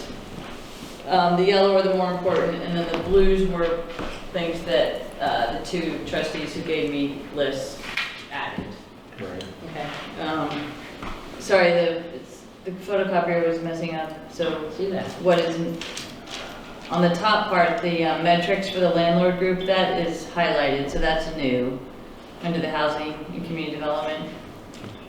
And then, I don't know, do you want me to go through all this, or what do you want to do? Or look at just the yellow ones? What would the board like to discuss on this matter? Some of these are already complete, or mostly complete, or, That's what the goal for this conversation is. I'm sorry? They just wanted to update. To me, the process is you cull the list and we agree with you on what's on the list. Sure. There are some things on this list that I don't agree with, and, I would prefer it not to be a goal, but most of the things are perfectly fine. Right, I mean, even the priority of the list. How did you establish the priority? You've got stuff at the top, like housing and community. Financial is like way down in the middle. Okay. Yeah, they're in categories. Basically, when I first established this list, it was things I was working on. So they're all happening. But then I thought it was important to do it in categories. I mean, I could change the area of the categories if you want, or the listing of them. But it doesn't mean anything if something is below, like internal administration is the thing on the bottom, but it doesn't mean that it's less important than the other items. Okay. So if we go down the list, there are gonna be some things on there, like Jake's is suggesting that he wouldn't wanna see on the list. Yeah, which that would be helpful to know what that is. Yeah, that would. So let's go down the list. Landlord and tenant groups. Who has anything to say about that? How do we feel about that as one of the manager's goals? Nothing. Well, what I said is the second item down is the blue. The established metrics for landlord group and regularly report to the boards. Right. What are we expecting from this? Okay? When we first brought it up, we were looking, we were trying to address really problem residents type of thing. And that, so I think, and doing something about it, either getting them to not be problems, or in some extreme cases, maybe even providing a fee schedule where the landlord would be charged with repeated calls for service. So I think Wendy's doing some good things with this group, but I think we need to see what the goals are. What is the metrics for this effort? What are we going to get out of it? Yeah, what are we expecting to? Yeah, and I think that's a great idea. I mean, I can talk about it now, or I can just let you guys know later. But the group is going well. It started with talking about the nuisance ordinance, because the nuisance ordinance has overlaps with unsafe building. Well, no, the disturbances. It has that's one of the categories of nuisance is behavior nuisance. But if we did start charging fines for behavior, that could get us into more issues than I even realized when I was discouraging it initially. There are legal issues and ACLU issues, and we found out about that when we were writing the nuisance ordinance.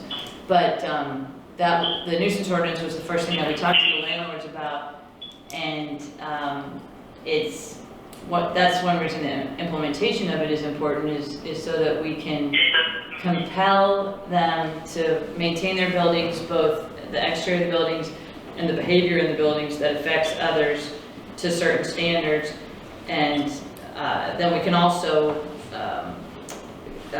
provide incentives, financial incentives or support for folks who can't afford to do that. And one of the interesting things we found out about the landlords is a lot of them are not professional landlords. They're people who have apartments in their homes. Like for example, many of them thought it was better to not have a lease at all, that would protect them more. we've let them know that that's not the case, that they should have a lease, so we're distributing leases at the meeting tomorrow, day after tomorrow. We're gonna have sample leases. So then we moved on to the drug issue, which is huge, and this is our second meeting about the drug issue. The first meeting was really successful, and Sean, if you want to add anything, they really appreciated knowing what their responsibilities are as landlords when they have drug activity in their building, and they wanted more information, so now they're getting more information at the next meeting. So that will educate them on what to do, and so the folks who want to comply, we're dealing with them that way. Folks who don't comply, we have a mechanism in the nuisance ordinance to compel them to comply. But that doesn't answer Jim's question. What's the goal of? The goal is compliance, and that is challenging to measure, but I appreciate thinking about, I mean, we aren't gonna have a perfect answer, because just with police stats in general, you know, do more arrests mean you have more crime, or do they mean you're just catching more and have less crime? I mean, that's always the way it is with police stats. You have to look at more than just the stats. You have to look at the community. So we could look at surveys, we could look at seeing where issues are happening. One of the things we're going to do is increase the communication between the police and the landlords, because especially out-of-town landlords didn't even know when something was happening at their property, so we're going to increase that communication. So I think working on metrics is great. I don't have the answer right now, but we can certainly come up with something. Right, but the other pieces that would have an impact with us, the nuisance ordinance is now in place. It's established. Well, the implementation of it's in effect, but the implementation is really important. It's really important that we get it done right, so that the community has buy-in and that it's effective. But this is a town. The nuisance ordinance is a town ordinance. Right. It's not a village. This ordinance. is town and village. Okay. This covers both. Okay. So establishing a funding mechanism is going to be through the town, not through the village. Yeah, that's fine. Well, yeah. It says here you're going to apply to the USDA in April, so. Right, because they have a building renovation fund. Okay. The same thing goes for finding funding for purchase and rehab. These are things that mainly the town is working on through the economic development director and other departments, which would apply for grants, which would impact it. We would have the benefit of these things. Basically, the village would have the benefit of improved relationships with landlords, better tenants, better properties, higher grant list. Yes, Sean. Yeah, I think the goal of at least what I've been working on with the nuisance ordinance is to address problem properties before they become a state of disrepair that's beyond fixable. We're working with one right now where the subject just isn't able to do the work on his own and is constantly making bad choices about who he brings in there, and we're working to help. Actually, the whole neighborhood's come together to help him. We're helping them. The idea is to just keep everything, keep the tax base up, so we don't keep losing buildings.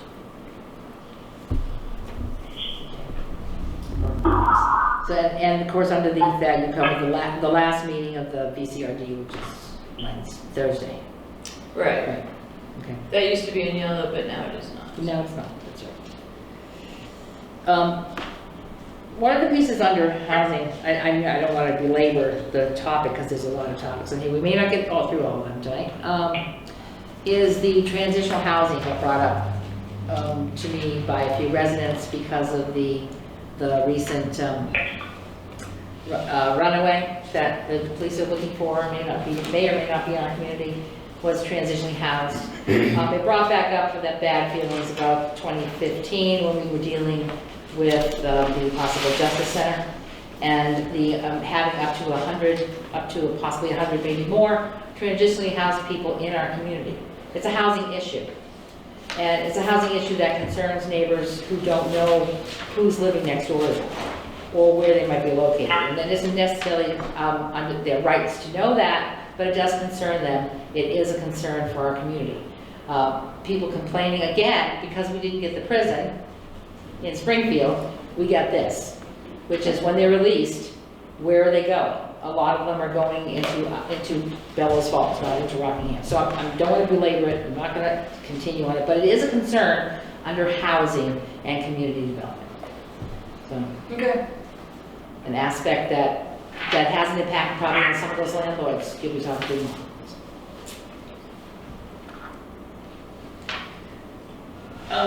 The next area is economic development, establish vision for island and downtown development. Yeah, I'm not working on that, it just. So the yellow I ones, think it should be done. I think the yellow are more important. Or I do think, I mean, that's why I made them yellow. If you want to know like a higher tier, it would be red if I had red on this, but I didn't want to overcomplicate it. I think going down to resident customer service. Yep. The website overhaul, I think is critical. Oh God, yeah. Union negotiations under financial is critical. Sludge is going to be critical. We gotta do something about it. Recycling center down at the bottom, and police department. So that's 1, 2, 3, 4, 5 things. Those are the highest level that I see. I think those are the most important. So Jigs, let me ask you, what things would you not want to see on that list? I'm sure you have chosen some. Well, yeah, I mean, I don't know how you deal with things like improved morale among public and employees. Separate checkbooks, I think that's a terrible idea.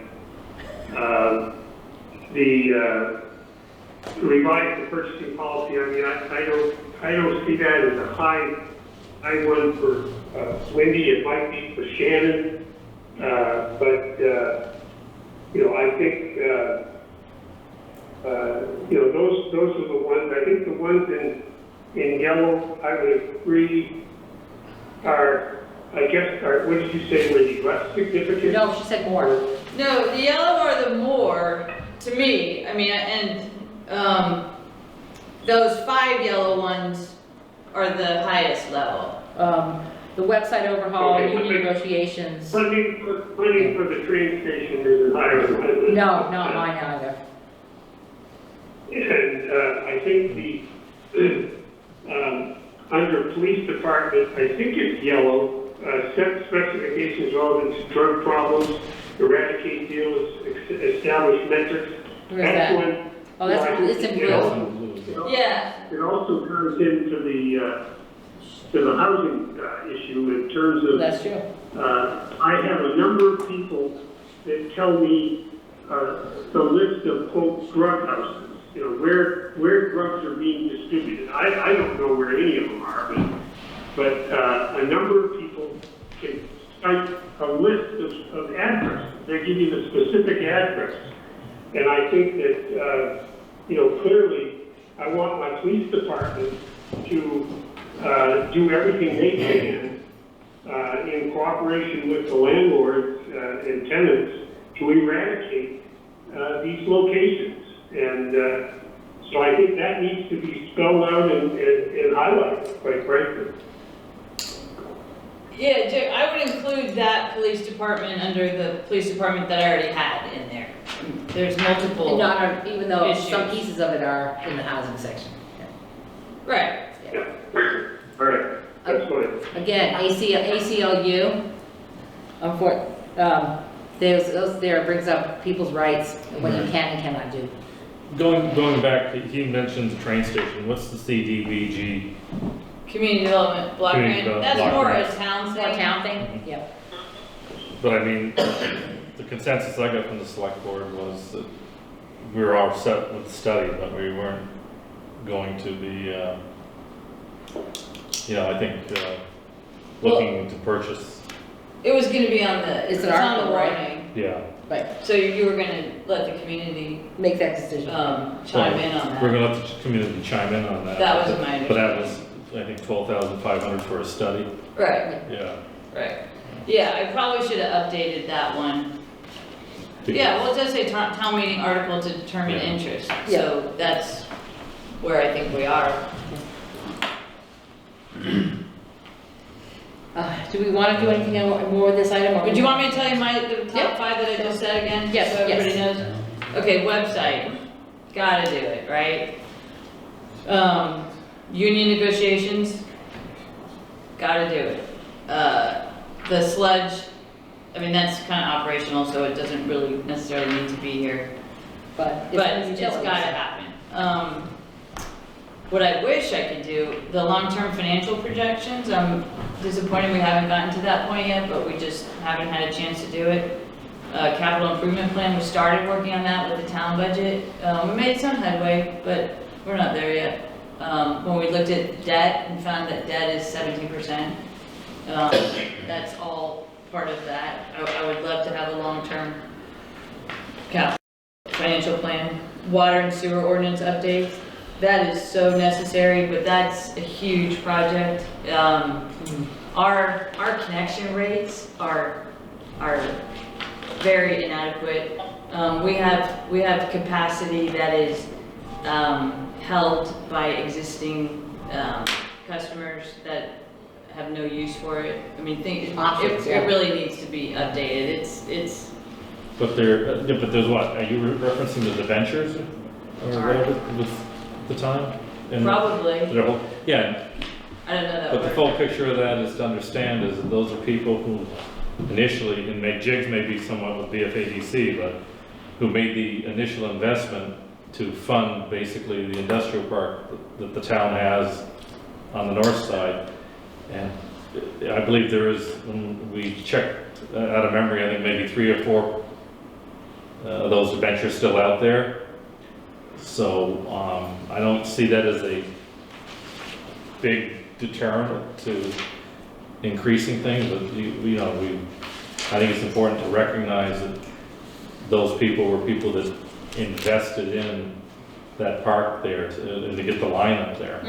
The other thing, you're mentioning water and sewer updates. The next round of bills that will go out will reflect, I believe, another 10% increase. So, as far as water. That is in the fall. It's in the fall? I thought it was the next billing cycle. Let me see, it would be in the summer I think billing cycle. I think it's both. Yeah. Well, we did one last fall, Yeah. and I think it comes up. Right, it's a year later, because we're not Okay. raising it more Okay, maybe- frequently than it once may a be year. fall.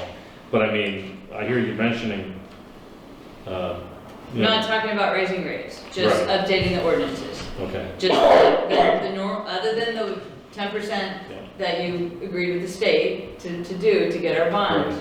financing. yeah, It's just the 2 or 3% a year. okay. That's all that is And I think planned. the other thing that's important is we take a look at that formula that we're using with North Westminster, with that district out there. Yeah, that's on the list. And then my other question would be, and maybe a couple of things financial, but would be, have we had any activity on the monies that are owed to the village from that, I think it was 35,000 that we discussed here a while back, What are you talking about? the water. Oh, Westminster. Are you talking about Westminster? Yes, yeah, Northwest. You mean, that's right. well, the last meeting, they had not paid all their bill. Right. So, Shannon's not here, it'd be good. Yeah, right. But, they have paid more of their bill. And they have, in past cycles, they do end up paying the whole bill. They don't have it, a past due because we. They don't wind up on the list of shame. No, because then they like wind up without. But it is what it is. Okay. Okay, so, Yeah, and then the well, you don't do the recycling center, so that's not. right, that's town. Right, I just do think it's important that you know everything that I'm working on because Yeah. The I sludge don't know one's which kind of- half of me you have. Okay. Anything further on this list at this time, folks? Hearing nothing? Okay. Let's move on to the next item. Social media policy. We've already seen this before, now we're seeing it again. Right, provide it For back. reconsideration, yes.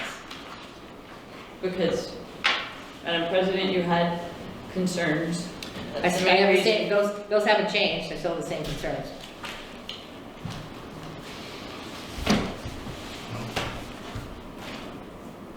Do I need to readdress them? Don't think we need a social media policy for social media platforms on Facebook and Twitter and all these other places when our website doesn't work. And things aren't being posted in a timely manner. I don't think we need a moderator who is watching the site or filling the site and plugging stuff in. That's an extra additional duty that takes up other productive time. Also might actually grow government, it's possible, later on down the road. I went back through here, I should have just brought the one I had last time, because I had all my notes on it. I have a lot of upset about this. I don't think we should have this plan. I know that the town has signed it.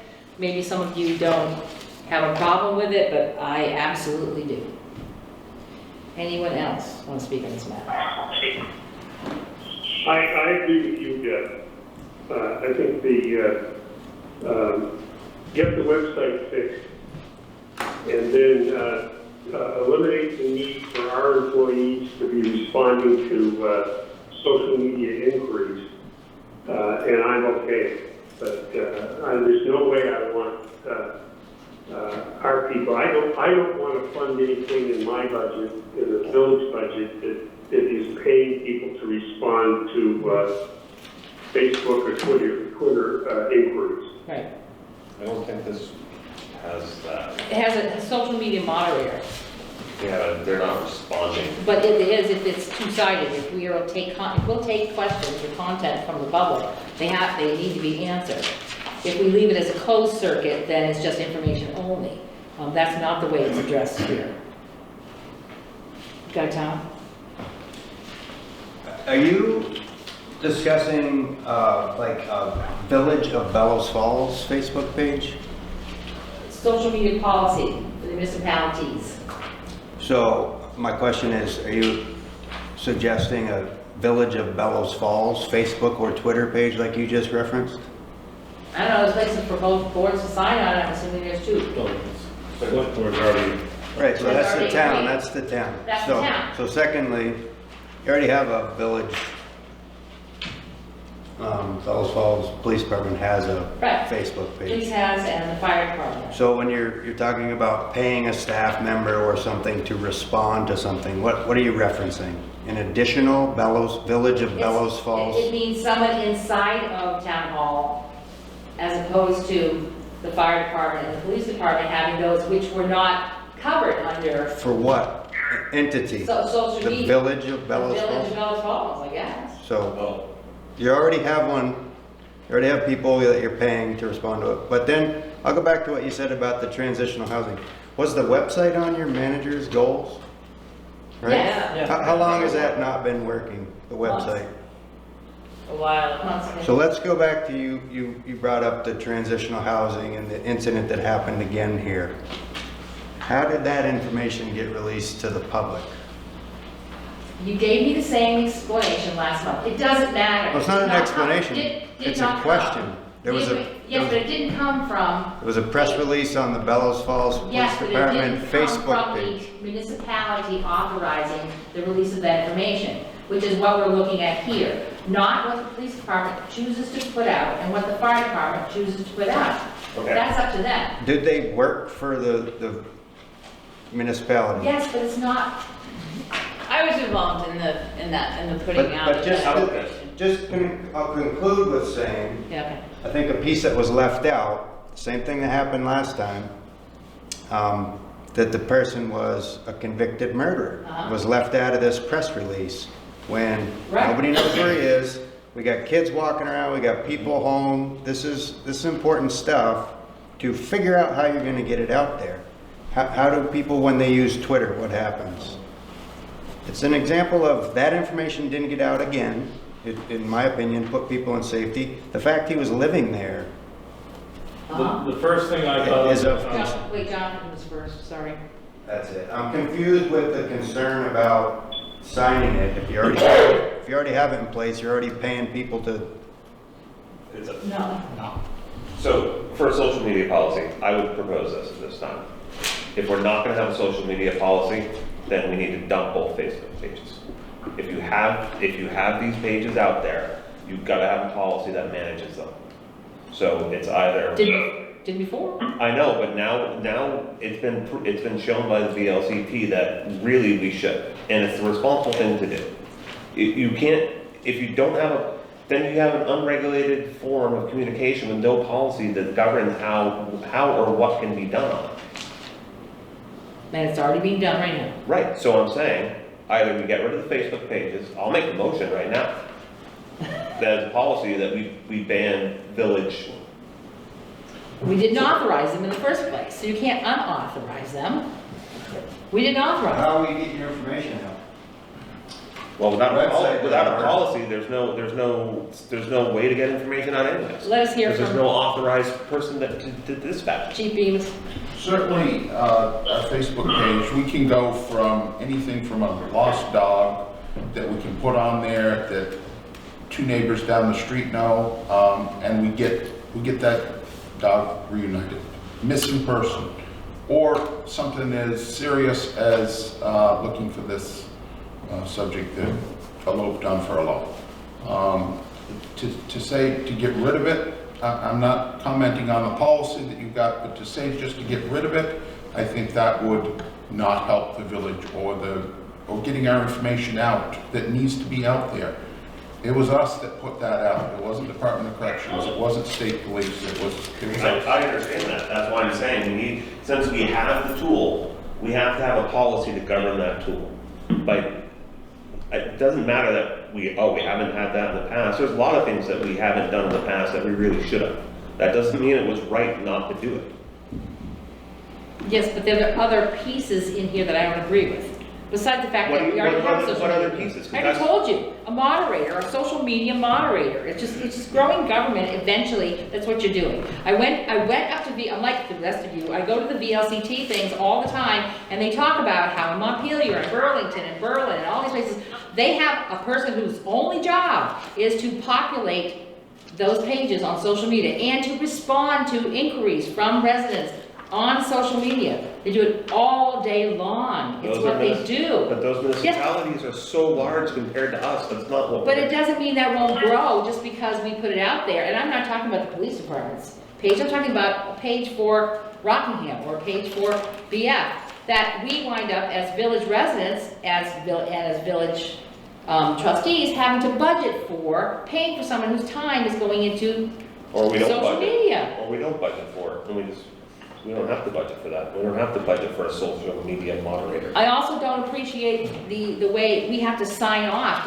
You look and see, you have to sign up personally, and you read you read this, right? And you agree to everything they say about it, what you can say and what you can't say on social media. In reference to municipal social media, it doesn't govern what you do in your. Oh, it does. No, it does. It does talk about how we can use social media. It does. But I believe, correct me if I'm wrong, when I read it, it said municipal social media, which is not the same as if I have my own page or it does restrict what you can say. There you go. Within the context of municipal matters. Anything that would refer to the municipality that you might comment on as a trustee, because you can't take that hat off. I don't misuse it, but I don't know, am I the only hippie here? I disagree with you infringing on my rights. So I don't agree with this policy and a number of pieces in it. Let me say, when Tyler was right, there was some information when I saw that was not included that I thought would have been really pertinent, like the seriousness of the individual. Right. But the first thing I thought of when I was made aware of it was the incident we had on your neck of the woods, ending up on Darby Hill.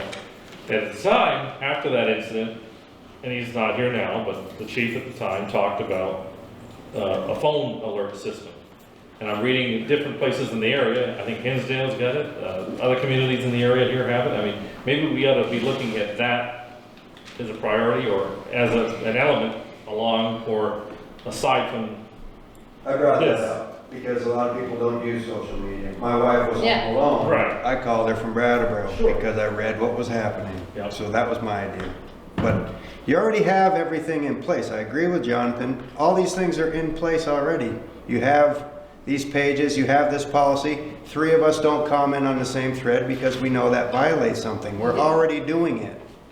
We're already doing it. But signing off on the document actually allows them to infringe on your rights. And I specifically will not sign off on a document of that type. Not to mention the second part, just growing government by having someone who has to moderate a page. I don't agree with Whether that. you go It's to- already happening. It's already happening. I don't want to see town staff or as shared village staff spending time populating a page. Police are doing it in the interest of safety. That's not the reason why someone in this building would be doing What it. would the village page have? There's no Events. such thing. You have a Events, police, water fire, shut-offs, sewer, you have things a like sewer that. page? Well, the things they would normally talk about that come up at our meetings, like water shut-offs, night plowing, those kinds of things. That's That would be populated, I know, but it's still stuff that would be on a page that might be shared. I don't know what the envisionment is, but the reality is either separate or together. It's still gotta be someone populating that. John? Why don't we just call a vote on it, we'll get it over, we'll see what. Sure. Can I ask a question first? Yeah. Well, actually, can I call the vote, and then you can ask your question? Wait, you haven't even made the motion. I'd like to make a motion though, but I'm saying, why don't we make the motion, call the Make a vote, motion, and Tom. get over with it, and we'll figure out what we're gonna do from there. So I'd like to make the motion that we approve the social media policy as read and approved by the town of Rockingham for the village of Bellows Falls. Need a second? I don't hear a second. Oh my God. That's fine, then the motion doesn't carry, Motion we're done fails. with it. Okay, second time through. And that's Do where you we want are. to, just interesting. Now, Gary, yeah, go ahead. Gary. Okay. Before we move on. Can we have our own separate policy as a village to keep what we have with the police department, the fire department, and not do anything with Certainly you can. the yes. municipal? We certainly could, yes. Have our own, that I only mean, covers that what's way- already out there. That way, I mean, I've seen some great things from the police department that they report. By all means, it's a great thing to have. Oh, I wouldn't want it to go But- away, right. Exactly, so can we have our own policy to keep this in effect and not have us have to do something like the towns do? We need to we need to develop it. And if the administration doesn't have time, I would be happy to work on a piece that makes sense. For the Develop village. a For the village, policy? for the village. A Just policy? yeah, paper to bring forward for us to all go back over, if you don't have time to do it. What Gary's suggesting may be quite workable, but it still takes time because the pieces, taking it in whole instead of in part, as it's been presented, is obviously not to our liking. Right. Just one concern is the sunshine law concerns in here are still concerns whether or not you have a policy. Mhm. So those liabilities still exist. Transparency, that's what sunshine is. Well, too many of you commenting, really any of you commenting on something on social media is. And see, that's is exactly an what it is. issue. And that's But it's an absolutely. issue whether or not you have a Policy policy. or not. Yeah, you already have it. I know, but I don't Already think one feel happening. restricted. Now you're not protected. What that says is that don't participate on social media in any way, shape, or form. Don't post an article, don't do anything at all. It does not say that. That is what it basically is It meaning. said Yes. don't comment on Yes, yes. things. It says, Debbie, question, I have a request for a future meeting. I'd like to know, what social media outlets are being used by, the Bellows Falls Fire Department, the Bellows Falls Police Department, the wastewater and the water department. I don't know if they have I don't any, think so. but I think we were all, I was a little bit surprised at the last meeting to learn that the police department had one, maybe for very good reason. But I'd just like to know what we've got now within the village government. And I agree with you. I don't believe that water and wastewater have anything. I don't think that BFPD and BFFD have anything other than Facebook, but that's possible. I think it's only Facebook. It's only Facebook. Yes. Gaetano. I don't know. That page is extremely helpful to this community in a situation where we don't have a website for information. You did hear us, we aren't going to delete those pages. We aren't. We have no intention of deleting, asking the fire, police and fire department. They're to both delete very those important to the community as they're acting information is not, Right, that's that's not our what- intention. We can find out what it is they do, but, Yeah. you know. Okay. share what they information. do. Yeah, we can get you samples of the kind of things they post, but Facebook is really the way to get information out quickly. And however good the website is, you're still gonna want Facebook, because they work together. The website will have, information that's of a more, solid, continuing nature, and then Facebook is the now current. And I'd like to get notices of meetings on Facebook too, because people just don't look at the website, which I understand. We'll have to train them once it's better to look at it. Did you have your hand up or your paper up, Wade? Well, I just have to I don't know a whole lot about Facebook because I don't do it, but anyway, do the police or fire departments currently now have like an internal departmental policy that covers what they do and don't do with these platforms? I don't know that. About this. Not written down, we're So- kind of, well, we stopped, for example, we stopped having comments Yes. on the police page because we had an issue with comments that were inappropriate. And so we consulted the attorney to make sure we were doing it according to law, and the best way to make sure we didn't have an issue was to stop having comments on the page. So at a minimum, if they're gonna continue with theirs, they should at least have their own policy that governs how they use that. Right, and That this you is, folks are aware of and you give it your blessing to some degree. That would have been this policy. But it isn't.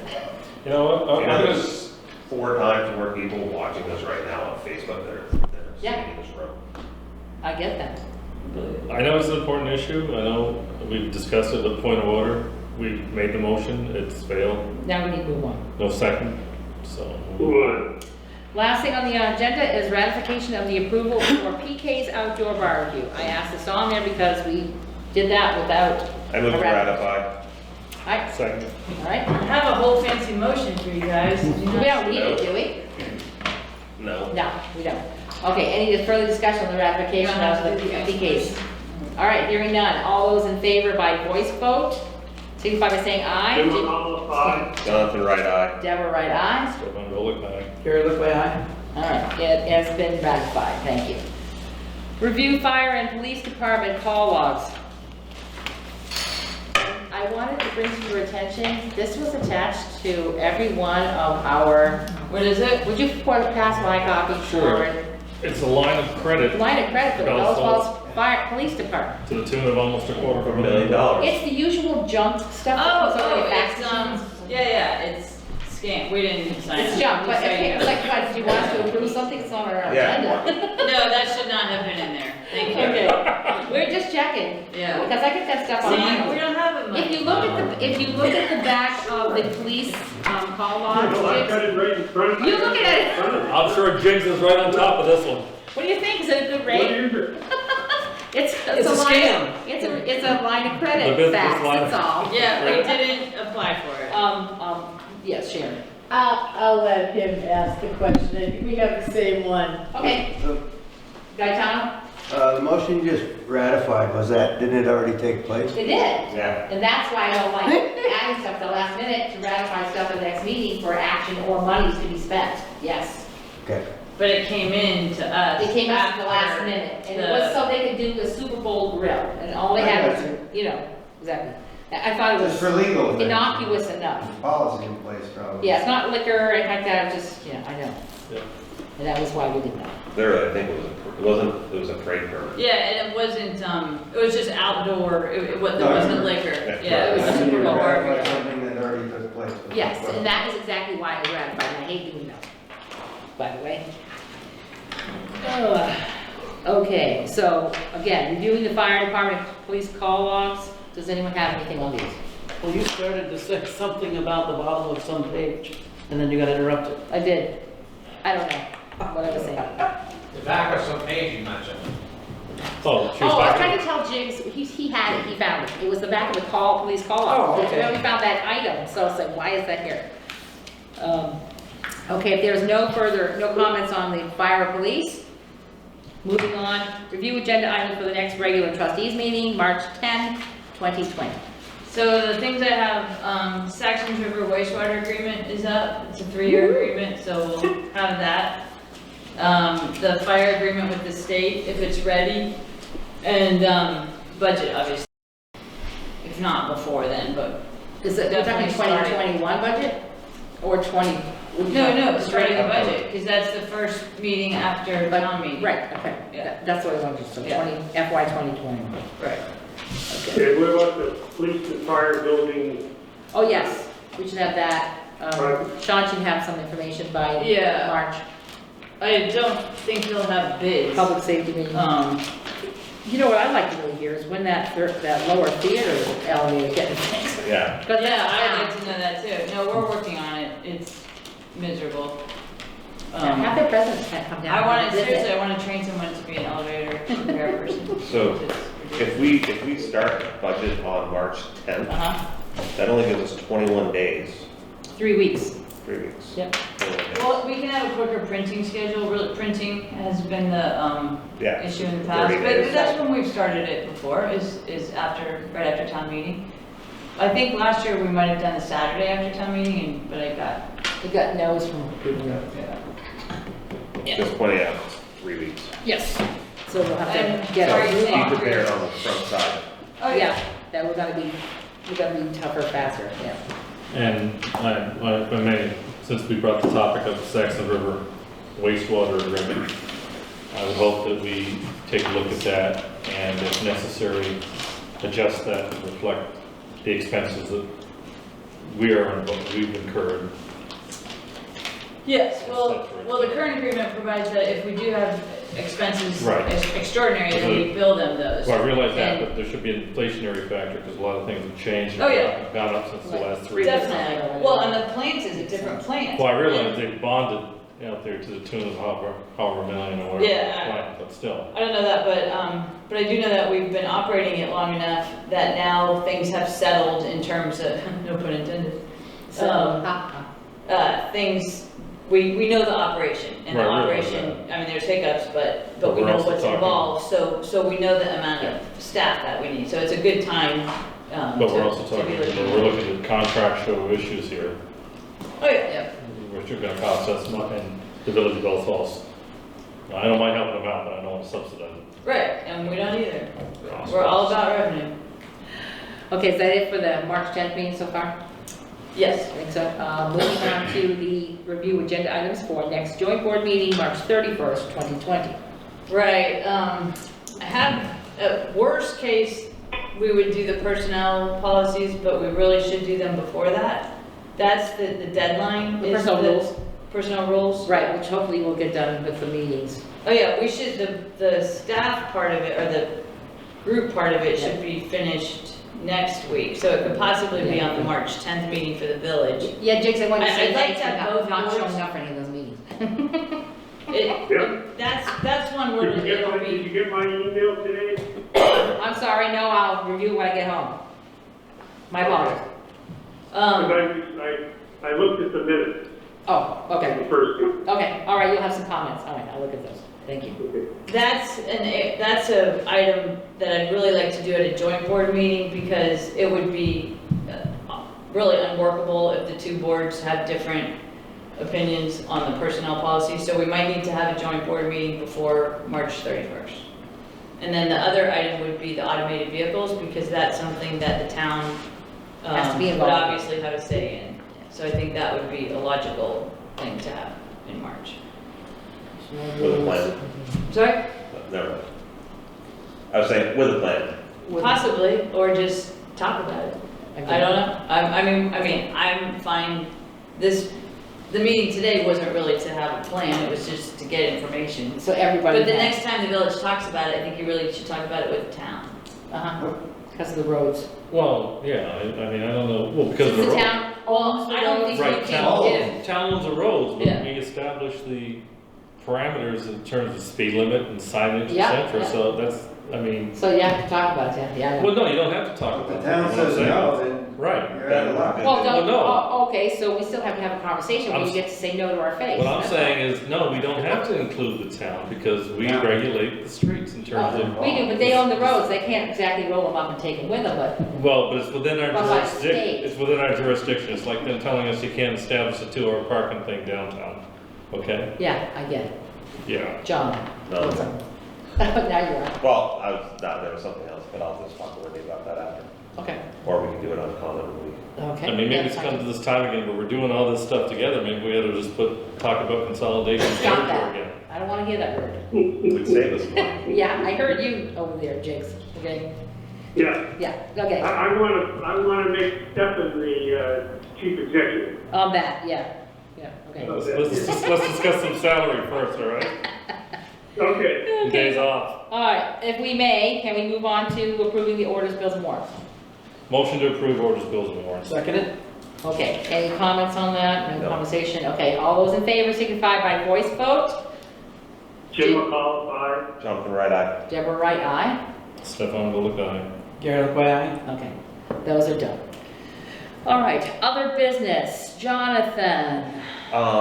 I'd still like the information on Cherry Street and what the water, or the sewer department's, cost was on that.